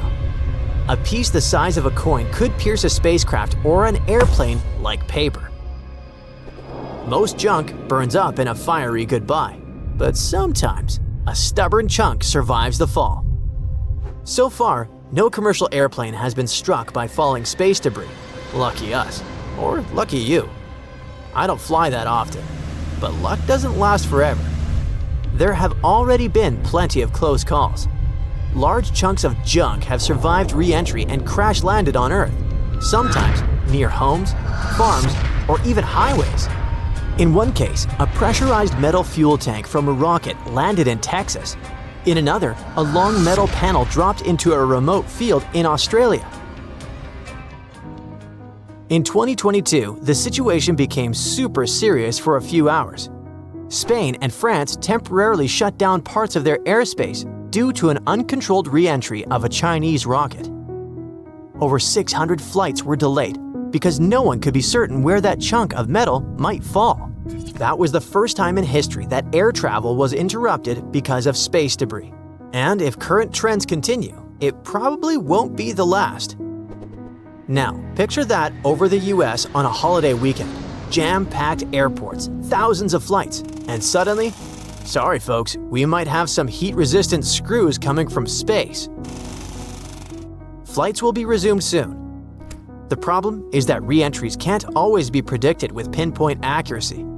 Agencies often get just a few hours' notice, and the impact zone could stretch across hundreds of miles. So, aviation officials face a tough choice. Close huge chunks of airspace, or roll the dice with thousands of passengers in the sky. According to recent research, some of the world's busiest airspaces already face a 26% annual chance of being affected by an uncontrolled re-entry. That's more than 1 in 4. And not because anyone's being reckless, it's just because the numbers are exploding. Over the past decade, the number of objects in low Earth orbit has doubled. And here's the real danger. The more crowded space becomes, the higher the chance that debris collides with more debris, creating even more debris. It's called Kessler syndrome, a kind of orbital domino effect where one collision triggers another, and another, until entire orbits become unusable. And with companies like SpaceX and national space agencies launching more and more stuff into space, we could be setting the stage for exactly that. Meanwhile, back on Earth, we're flying more than ever. Commercial air traffic has more than doubled since 2000. That means more people in the air, more planes in flight paths, and more chances for a tragic overlap between something falling and something flying. And when that moment comes, there may be no warning. And if that moment ever comes, we probably wouldn't even see it. I mean, before it hits the news. Even with all our fancy satellites, spotting a tiny metal thing dropping out of orbit is nearly impossible. But again, most debris doesn't make it to the ground. As these objects plummet through Earth's atmosphere, the intense heat from re-entry usually causes them to burn up completely. That's especially true for smaller or lightweight pieces like aluminum fragments or insulation. Also, even when stuff does survive re-entry, a mid-air collision with a plane is extremely rare. Planes cruise at 35,000 feet, while falling space junk comes screaming down from hundreds of miles up, whizzing past that height in seconds. The chances of a plane being in the exact spot at the exact time are incredibly slim. It's like tossing a dart from space and trying to hit a mosquito flying across a football field. while blindfolded. The timing, the alignment, the odds? Practically zero. But with more darts and more mosquitoes? That's why experts are still worried. The amount of space junk is growing fast. More stuff falling means more chances for something to go wrong. And while the odds of a direct strike remain low, the risk of aerospace disruption is very real. So, can't we just clean it up? You'd think that with all our high-tech satellites, space stations, and reusable rockets, someone would have invented a cosmic vacuum cleaner by now. But space cleanup is way more complicated than it sounds. For one, the junk is moving fast. Snagging this stuff is like trying to catch bullets while being strapped to a rocket yourself. There's also the size problem. Some pieces are too small to track, and others are too big to ignore. Plus, no one can agree whose job it is to clean up the mess. If a country launches a satellite that later breaks apart and becomes debris, is it their job to retrieve it? So far, no one really knows. Okay, when said like that, it sounds impossible even to me, but I have faith in scientists. However, it's not all bad news. The European Space Agency is pushing for a zero-debris policy for future missions. They want every satellite and rocket launched to have a built-in plan for getting out of orbit safely. Meanwhile, scientists are working on robotic grippers, basically giant space claws that could one day grab junk and fling it into a controlled burn in Earth's atmosphere. This goes to show that the problem is understood, and while difficult, the cleanup is not impossible, if we address it in time. The sooner we start taking it seriously, the better the odds that your next flight stays boring and uneventful. You know, the way flights are supposed to be. Unless you sit by the window, then it's breathtaking and awe-inspiring. So the next time you're staring out your airplane window at 35,000 feet, relax. You're more likely to spill your coffee than get hit by space junk, or upgraded to first class by accident. Scientists, engineers, and even robot claws are already on the case. Space might be messy now, but we've cleaned up bigger messes before. And with the right moves, we can keep the skies safe for everyone. And who knows? Maybe in a few decades, you'll be booking a window seat for a flight out into space. Just make sure it comes with asteroid or junk insurance.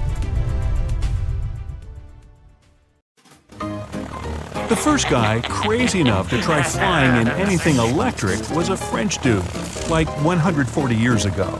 The main problem back then, batteries weren't exactly long-lasting or powerful.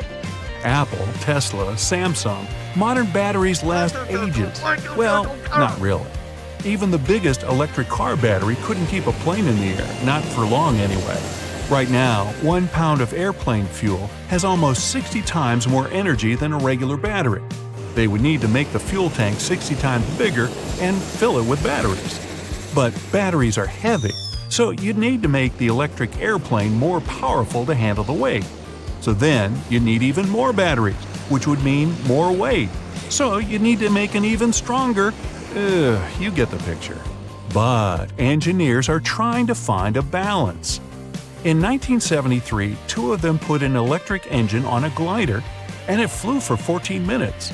Not really long enough to fly anywhere, but it was still the first manned electric aircraft flight ever. A few years later, one stayed in the air for 35 minutes. Its electric engine had only 3.5 horsepower, and its battery was borrowed from a Hughes 500 helicopter. The roof of the airplane had solar panels on it, but how much charge are you gonna get in 35 minutes? Things are a lot easier when you're talking about pilotless planes. Mostly, they're just way lighter. No human, no chair, no doors or extra windows, zippo. NASA's Pathfinder set a world record for an altitude of 71,000 feet. No jet engines, no fuel, just a pretty strong battery. In 1990, the Sunseeker 1 crossed the entire United States with an electric engine. It took 21 flights and 121 hours in the air. Most normal commercial planes do it in one go, and it only takes about 5 hours. After that, tech started getting way better. Time for the Solar Impulse. What a great name for a band. The wingspan of this giant was about the same as the Airbus A380, the largest passenger aircraft in the world. but its total weight was basically the same as an SUV. They put massive wings on it and loaded them up with solar panels. This time they really did recharge the plane as it flew around. It could stay in the air for an incredibly long time and travel huge distances. As part of its round-the-world trip, it spent almost 5 days in the air and traveled over 4,000 miles between Japan and Hawaii. Aloha! Why did it take 5 days? Because that thing only goes 45 miles per hour. That's like your grandma driving on the highway. My grandma has a lead foot. And you can't just build a plane. First, you need to pass through a tough certification process. Every screw, nut, bolt, every inch of your new plane needs to be tested for safety. That takes years. So many dreamers have gone another way. They take an existing aircraft, throw away the old gas-burning engine, and switch it out for an electric one. Electric engines are much lighter and they take up less space. But those heavy batteries more than make up for it. These upgraded planes can take off, but can only fly short distances, which is amazing. Jet planes emit about 1 billion tons of CO2 a year. They're a major player in the pollution game. But half of all flights in the world are less than 500 miles long. It's one thing to get a giant plane in the air to travel from New York to Paris, but it's totally different if you only need to fly New York to DC or Seattle to Vancouver. They're only a few hundred miles, but they use some of the same planes. It's crazy. They literally take off, gain the right altitude, and immediately begin their descent. That's like driving to your own mailbox in a tank. Each hour in the air costs the airlines thousands and pumps a bunch of CO2 into the atmosphere. So let's do it. Step 1. Replace the fuel-munching planes with electric ones. It'll be cheaper for everyone, quieter, and cleaner. Done. Just one problem. Electric planes can only take 1 to 2 passengers at a time. That's the pilot and co-pilot. The way forward? Build an electric plane from scratch. Aviation Alice. It might just be the first fully electric commercial aircraft, carrying 9 passengers and 2 crew members. It looks kind of like an overturned boat and has 3 propellers, 2 on the wings and 1 behind its V-shaped tail. As long as a school bus, as wide as a limo. Its secret? It's almost twice as light as a school bus. That helps the engines work less and means longer flights. It's made of composite materials, which is science talk for stuff that's not metal, basically what some boats are made of. And its batteries take up 60% of its weight. They're everywhere, in the wings, tail, beak, eyes, feathers. Just kidding.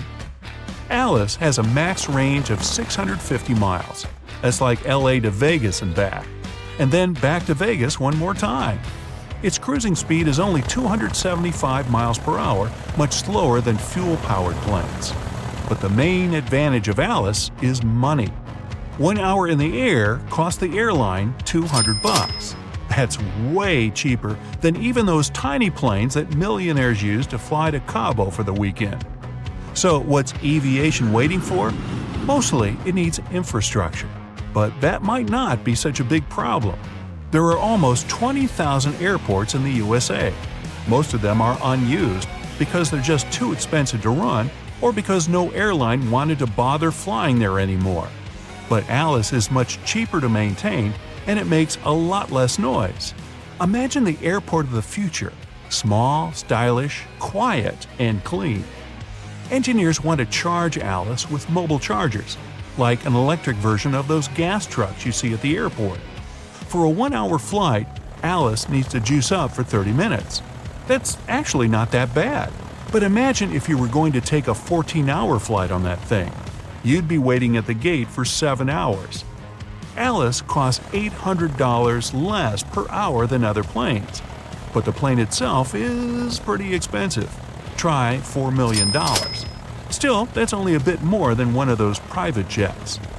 Alice is getting ready for a 2022 fully certified flight.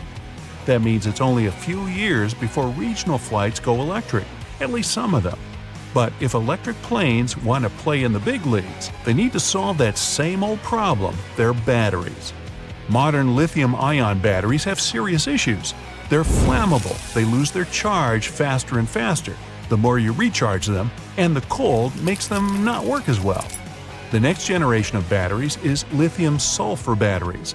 They hold more power and are cleaner for the environment. But their main disadvantage is that they wear out quickly. So scientists are looking for other tech to step up. Hybrid planes might be the way of the future. That's what cars are doing more and more now. Part fuel, part battery. Airplanes will probably be the same. There are already lightweight two-seater planes that use a hybrid engine. The aircraft takes off quietly with the energy stored in its batteries. Once it's up in the air, it changes to fuel. Some engines actually charge the battery while it's working, sort of like your car battery. Electric planes aren't the only way forward. Some companies are working on biofuel planes, which run on hydro-something-something veggie oil. But those planes are also pretty small. Probably the next big thing to hit the airline industry will be driverless planes. Computers already do a ton of the heavy lifting, and if you fly long distance, most of it's on autopilot already. Even though it's so freaky to think that there's no one up there flying your plane, most problems are caused by human error. So, no human, no errors? Most customers say they don't like the idea, but that'll probably change soon enough. Ooh, I wonder if they're gonna make AI robot cabin crew. Or what if tiny drones flew around the cabin serving drinks? That's it for today. So hey, if you pacified your curiosity, then give the video a like and share it with your friends. Or if you want more, just click on these videos and stay on the bright side.